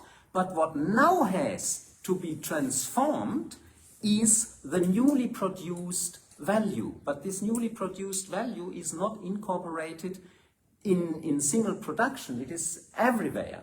So you have already with this a problem, but this is not my main point. If you would have a steady state production where in the next period exactly the same would be produced with the same ingredients, what is then with the inputs? Then you cannot just say, oh, I just accept the prices. You would have an iterative transformation. So I think this so-called new solution, it's more a solution by defining away the problem. Also very short, how much time I do have? Profit rate. I deal with this falling maximum profit rate in my book, and I show where is the logical flaw when you want to give reason for a tendency of the profit rate to fall. It's not enough to show that the maximum profit rate can fall. We are sitting here in a room with a very high ceiling. The high ceiling is the maximum height we can have in this room. When we now can show this ceiling will slowly come down, okay, the height is diminishing. But does this exclude that something permanently can grow? Only when we can show that the ceiling has the tendency to go to zero, to go down. When, for example, the ceiling approximates just 1 meter below, then we can have a permanent falling of the ceiling, of the maximum rate of profit, while the actual rate of profit can approximately come from below to this 1 meter and can increase permanently. So, what you are right, we can show the maximum profit rate falls. But this is simply not enough to prove anything for the fall of the profit rate. Then, if it shall be a proof, you must prove the maximum profit rate goes to zero. And I didn't see anyone who could prove this. So, I think it's a little bit, with the profit rate, it's a big problem. Ooh.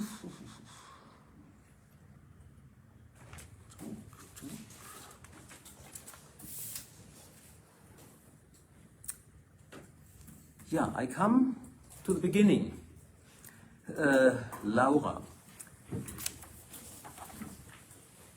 Let me just... yeah. You were cautious. You spoke about human question. What is the human question? I spoke about human essence. A term we know from Feuerbach, we know from the young Marx. It was necessary for this theory of alienation. It is alienation from this essence. When we have no essence, it's difficult. What is alienation? Marx uses the term alienation in Capital, also only extremely rarely, not like in economic philosophical manuscripts where he permanently speaks about this. And in Capital, alienation and fremdet, mostly as a participle, not as a noun, he uses it. He uses this to characterize that social relations produced by humans are produced in such a way that the humans cannot control them. So the own product of the humans becomes a kind of independent existence which can impose a certain force, a certain power on the humans. And here Marx says these social relations are alienated. He uses the same word, this is true, but I think he uses this word for a completely different case. Insofar, I would say the old case, alienation from human essence, doesn't exist, but alienation in the sense of losing control about your product, we have. Now to the human question. Okay, now I must speculate what you mean with. And okay, I will not only speculate, I will also correct a little bit myself.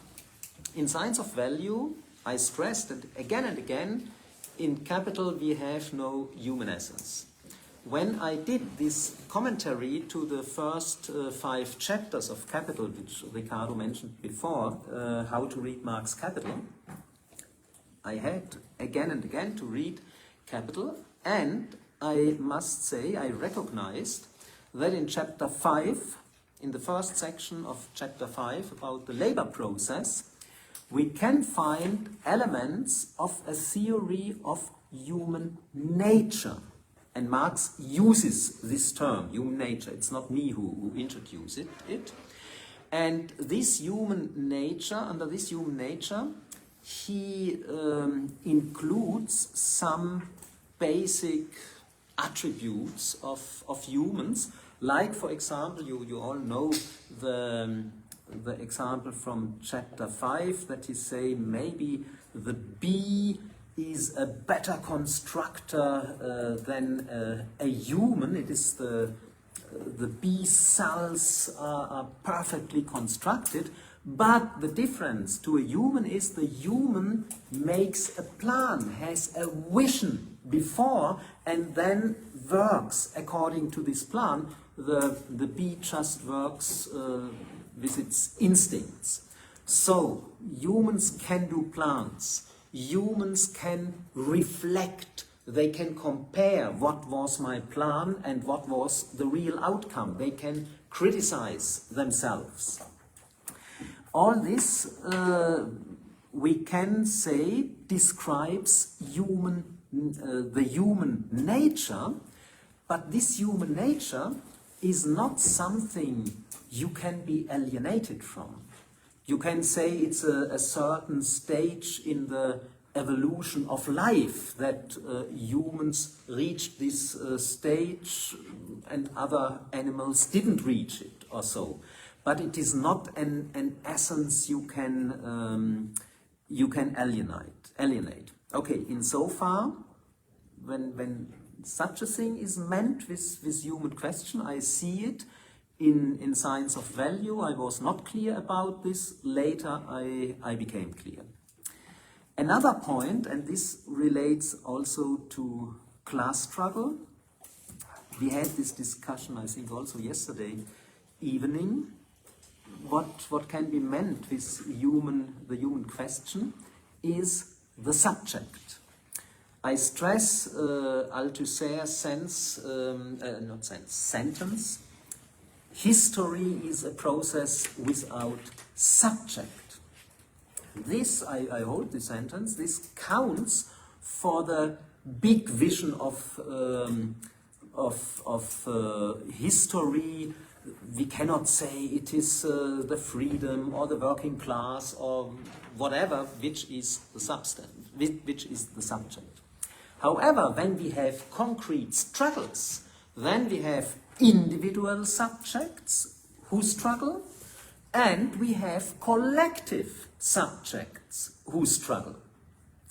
However, the collective subjects are not just given as such, like the revolutionary working class or the revolutionary subject for which the leftists were searching, like in medieval ages, the alchemists were searching for the philosopher's stone, which can do everything.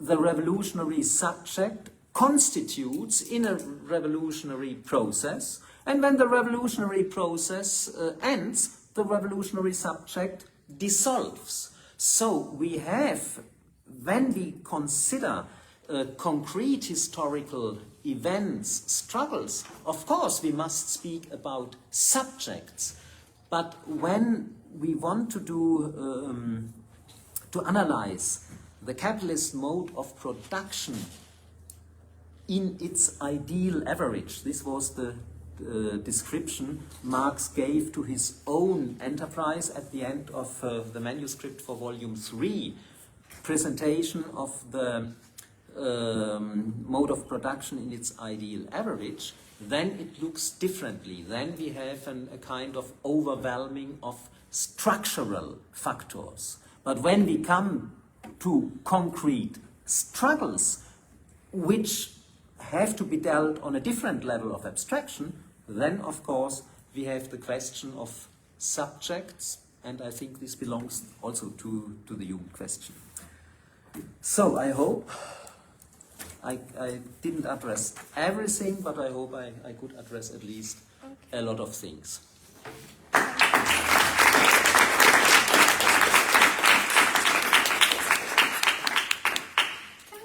I think that we will have 30 minutes of discussion.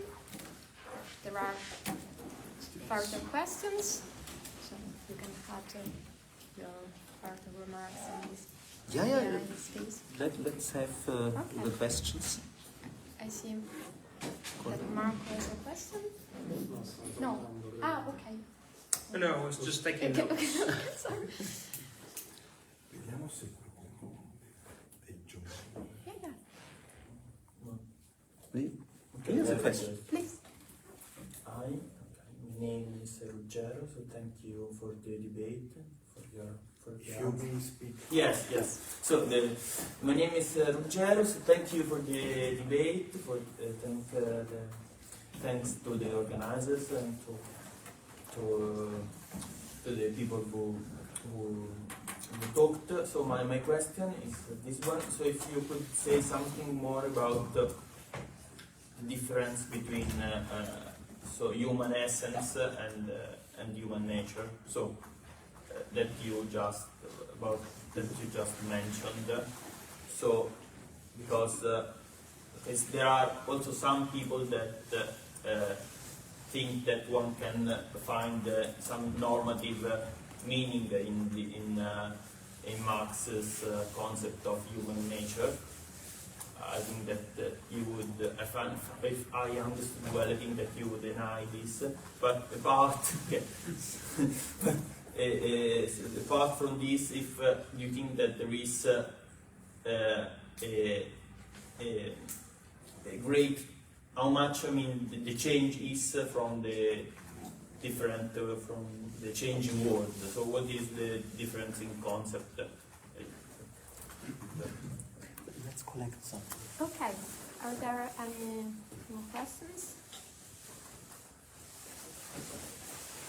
Not for the time being. So I may have some, Okay. but not now. It's better that the answer. Okay. So he get to all the time that he was to yeah, that so we can question. address. But the because first mine question. will be cancelled, just in case. Okay, human nature and human essence. Human nature, I think it's just a descriptive category. Abilities humans reached in evolution. Like what we have as examples in chapter 5, humans are able to make a plan before becoming active. Not every human is doing this in the same way. Some humans never do plans. I have my experience with this. But the ability is there, and most animals probably don't have this ability. So this is it is a description of an ability. Human essence is a much more emphatic concept. It should show what humans are really. Self-realization in the labor process, the history as the historical process as coming the humans to itself. This is not anymore a pure description. I would say descriptive and normative arguments already go together. It has a very strong conceptual element. What is the human? And here these all these essences have problems. Where do you know that in the labor process is the process of self-realization of the humans?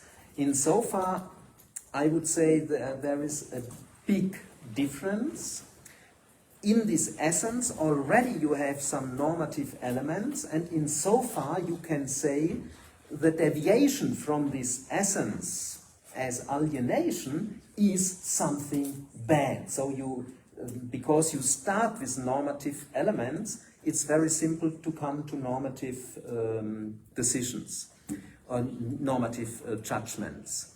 And insofar, I would say it's a complete difference between human essence and human nature. No. Well, yes. No, I would. No, no. What I can say, just maybe I don't just think about alienation. So the fact that, but during that, so even alienation in capital, which you said, the way in which Marx uses the notion changes, but still as it's still I think that it continues to be something bad, even with because the fact that human beings don't control their lives because something they created as a constraining power on them isn't something bad. Yeah, but it's not bad in a normative sense. Then you must be a Kantian. When you have a Kantian view on the human, you lose autonomy and so on. I would just say it's a bad thing when you buy a car, drive the car, and you realize the brake is not working in the car. This is a very bad thing to drive a car without a brake, with which you can stop the car, but this is not a normative question. It is just a very bad car, not in a normative sense, in a technical sense. And insofar, I can argue when the humans, when in capitalism, they produce a social connection which they cannot control, then they suffer. Also, it would not be necessary. Like with the car without brake, I will have an accident which wouldn't be necessary when I would have a working brake. And insofar, this, what is called Entfremdung in capital, is first completely different from Entfremdung in the early writings, and second, you can use this without any normative aspects.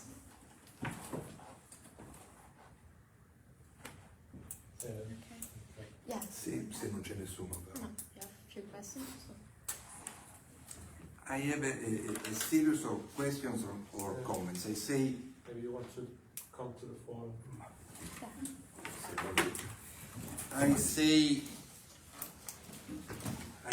comments because I think that the end of the discussion about what I say would maintain two things at once. One, that I am a bit crazy.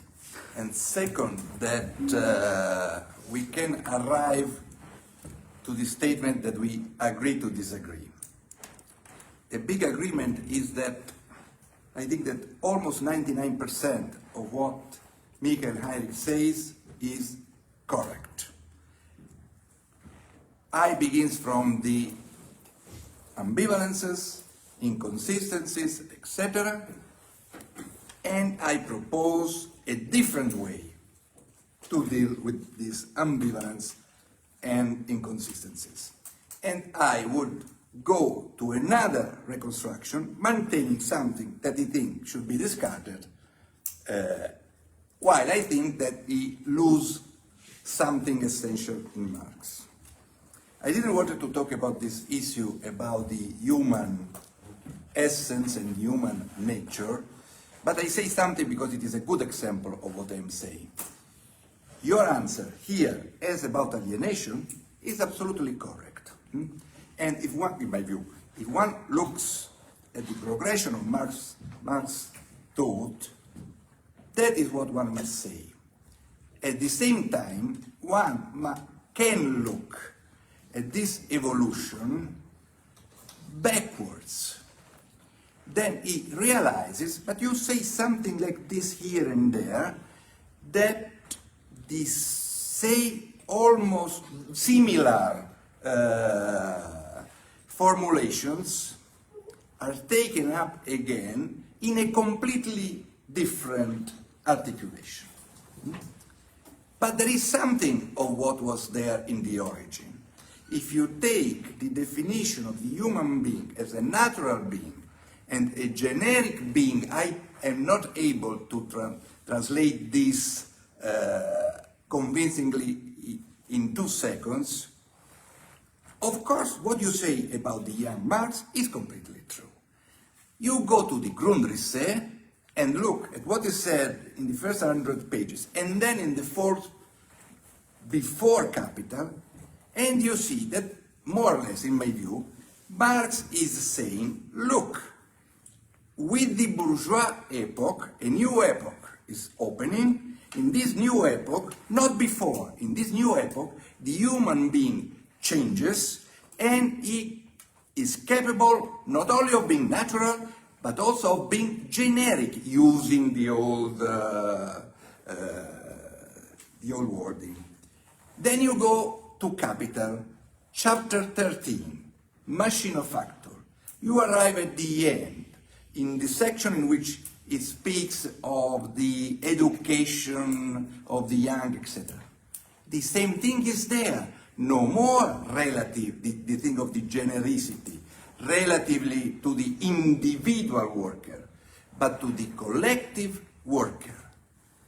So one can understand that even though he was wrong in the crude way in which he put this thing, Lucio Colletti was not so far away when he said, you know, there is the human manuscripts of 1844, the human being as natural and generic. But you have to understand this as in the German ideology in this time, which is social relations. He says you have to read Capital in continuity with this, and Backhaus says something like that. There, as an interpretation of the evolution, I go the other way.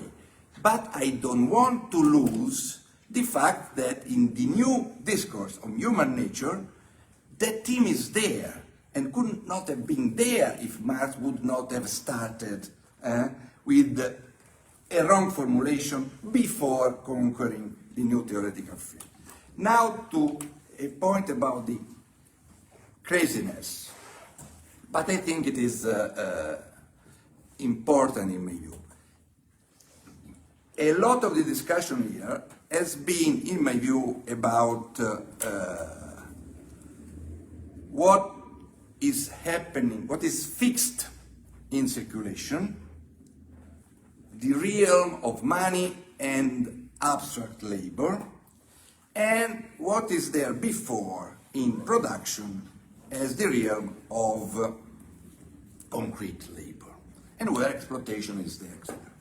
First, I must say that I would apply to class struggle what you say about exploitation. Class struggle is a historical concept. I'm not very much interested in that. Differently from you, I think that exploitation is not transhistorical in Marx. Marx is ambiguous, etc., but I would say capitalist exploitation is just the other side of the coin of the impersonal domination. And it is based on this capital and social relation, etc. But my point is, first, this is a minor point, but on a thing that you answered to Marco Passarella. You say, oh, but I have a notion of surplus labor, but it is in the concrete dimension. This is from a student who does this, the not stupid questions, but because I am ignorant. How can you account for surplus labor in the concrete dimension?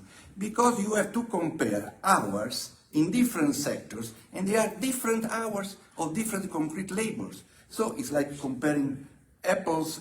So you can say nothing of surplus labor in production as such. You can do another thing when you arrive in circulation, you have your abstract labor, and you subtract.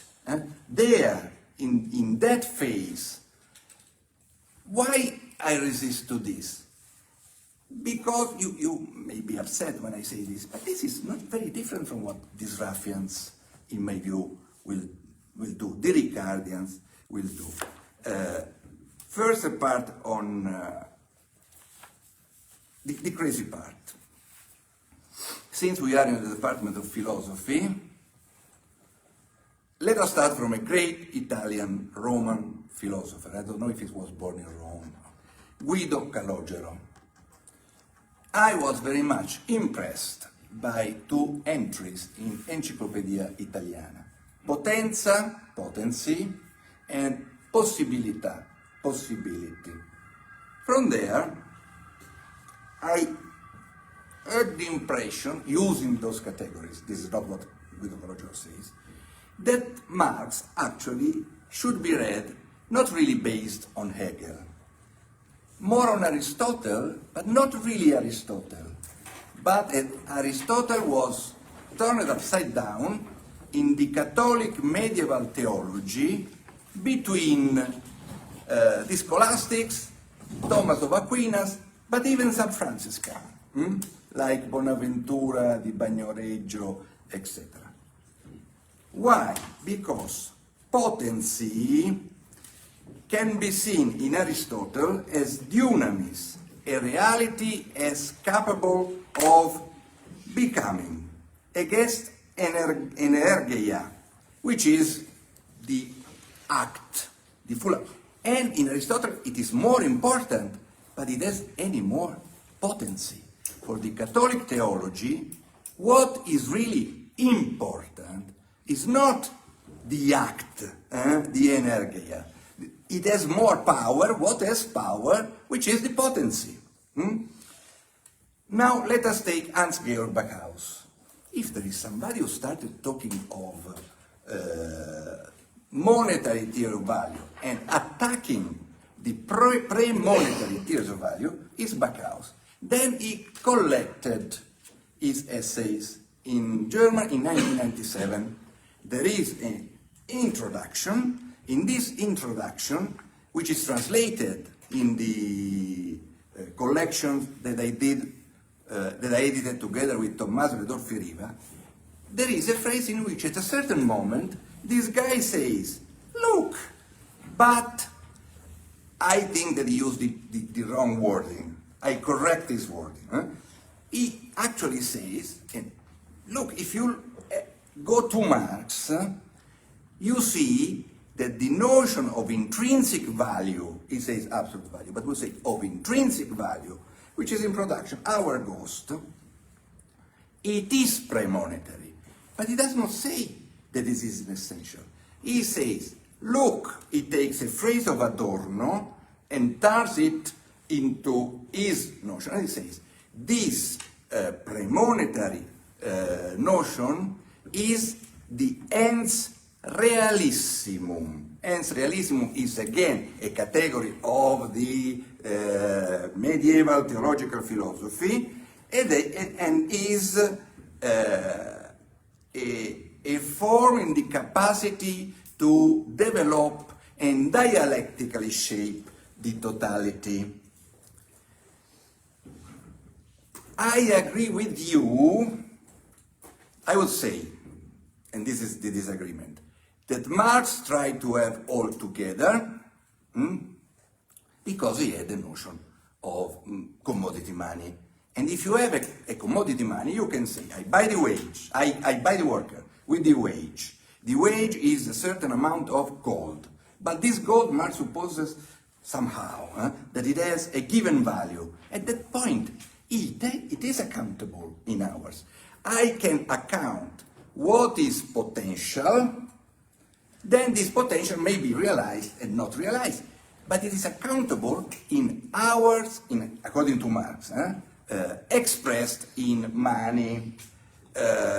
Then he can say there is the creation of potential value and in production, and it is wrong the terminology, but I'm using, and the creation of realized value in circulation. This, by the way, is what that guy, Marcello Messori, wrote in the 70s, 80s, because we were using, we tried to have together the two dimensions, that there was the fixation, as you say, in circulation, but before there was something.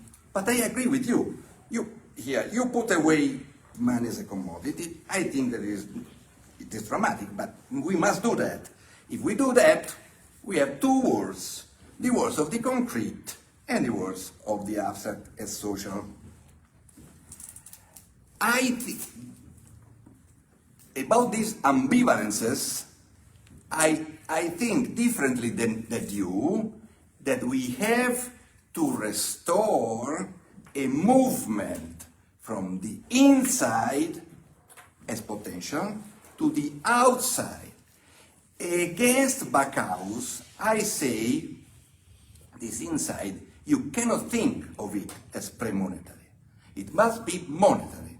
But since you have not commodity money, this monetary is the monetary imprinting that comes from the ante-validation.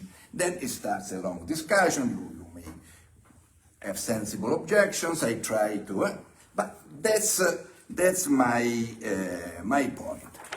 Then let me say a couple of things about Marco Passarella and the issue of Sraffa. Then I come to you and the new solution, and I close with that.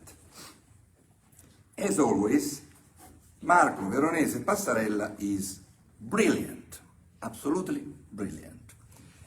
As always. So I like that, as always. You like that? As always. As always. No, that's true. At the same time, I didn't say but, you expected the but.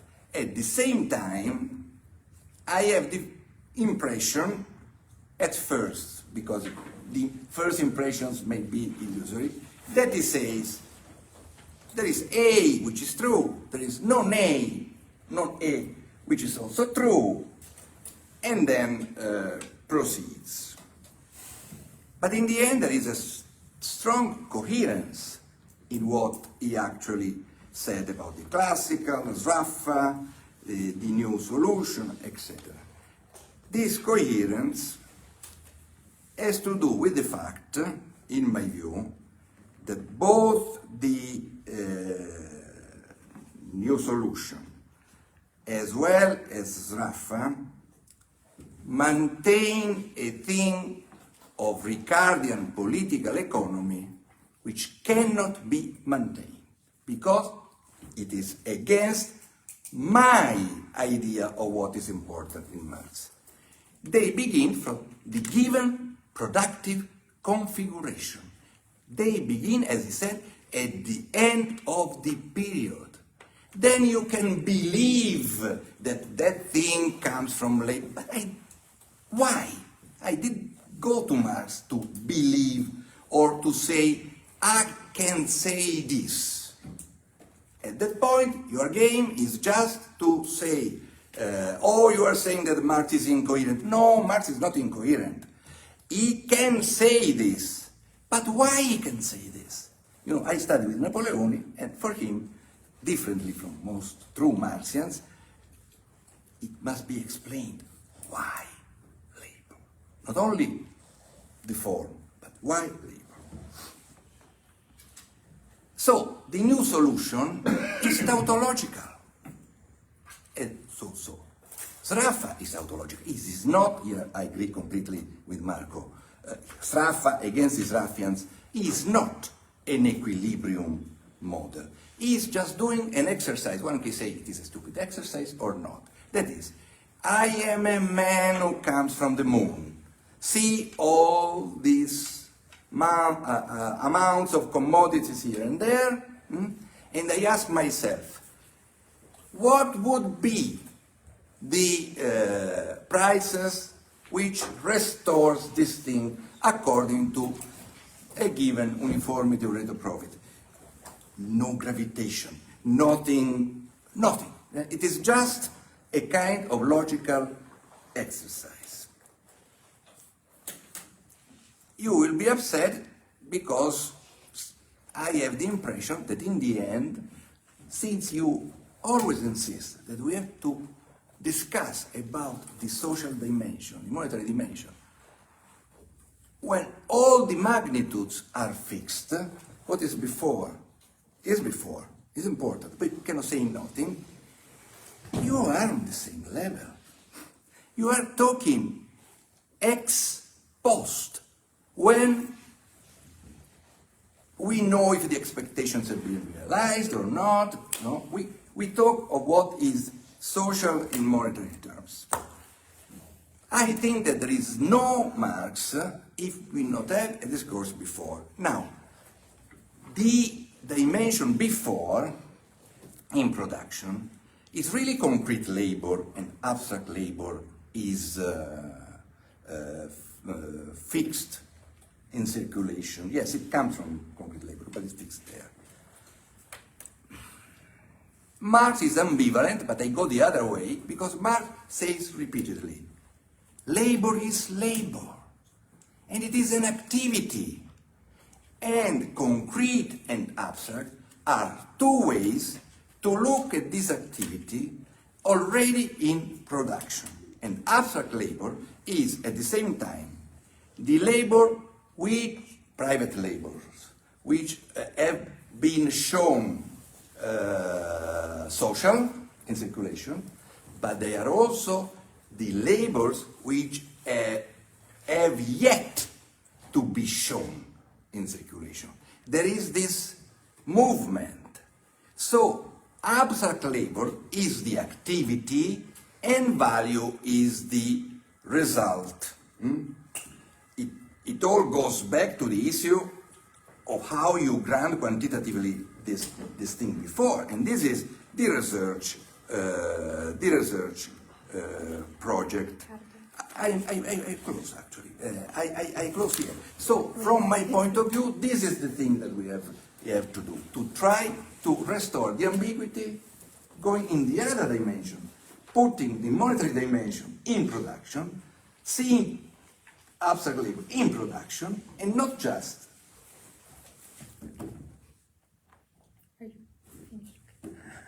Yeah.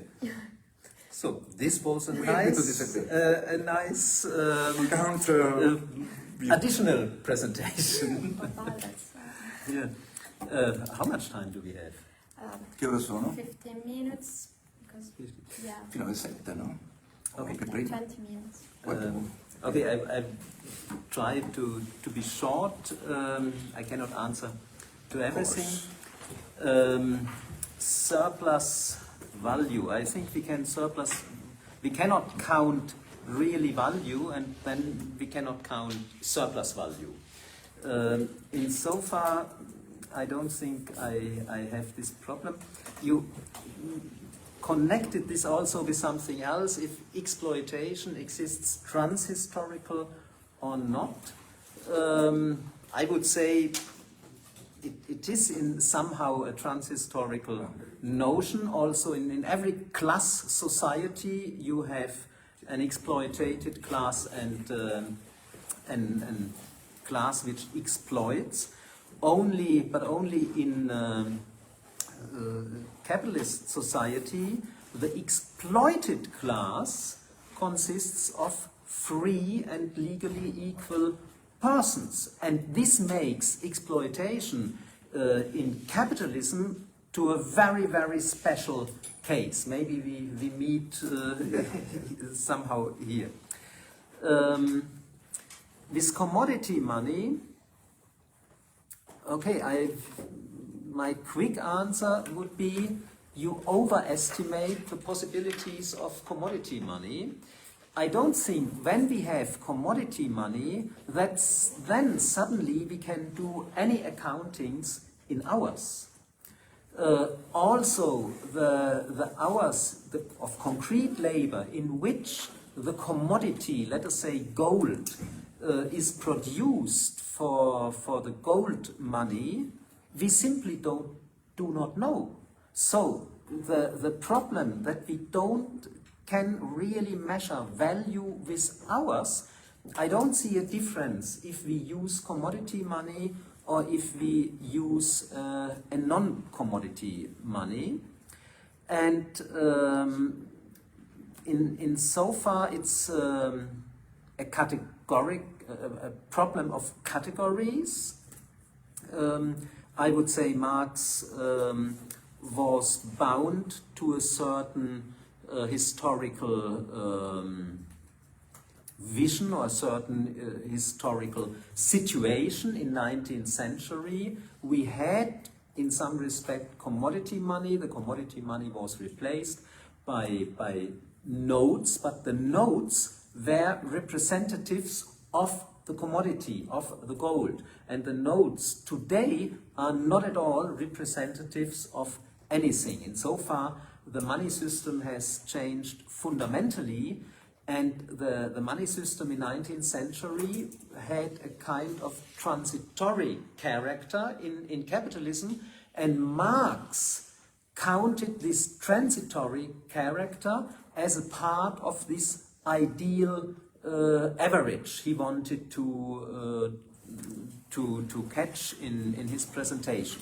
Insofar, I would say using commodity money so naturally was a mistake, but a rather small mistake, because the decisive of his money analysis in chapter 1 and chapter 2 is what is given in value form analysis, the form of money, not the form if it is a note or a coin, the social money as a social form.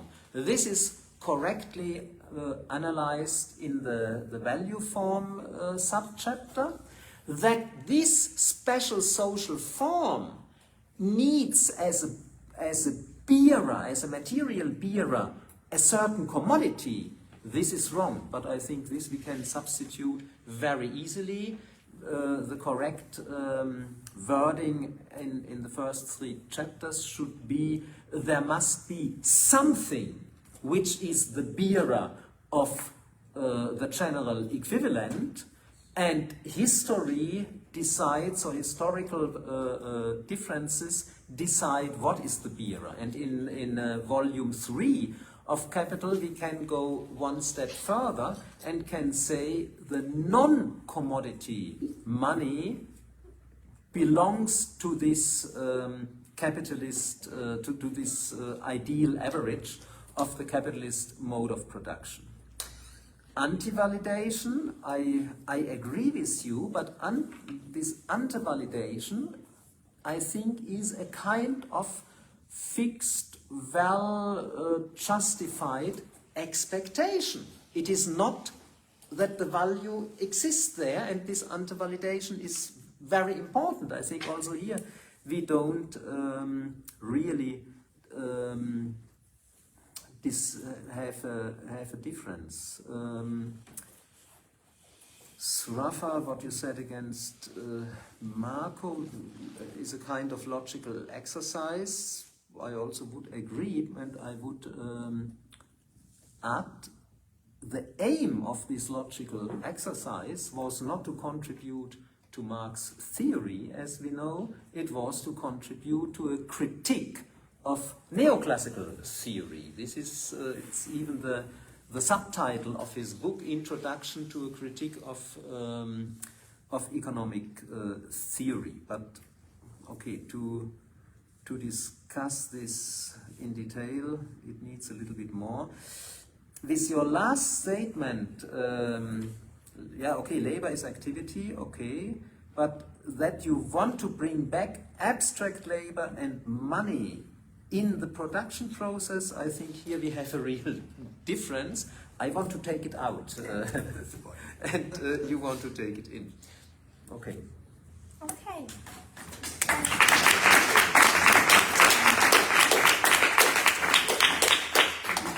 I think that there are no more questions. Okay, this is very authoritative. I think there are no more questions. Nobody will dare to oppose to you. I just read through the faces and I said that there are no more questions. So, thank you very much to Heinrich for this beautiful discussion that I think leave us with an ocean of further questions and ideas to inquire into, not now, of course, but in the next days. So thank you all for staying till the end, and Unfortunately, we have to close this day, yeah, because we risk to be closed within the structure. So, thank you very much.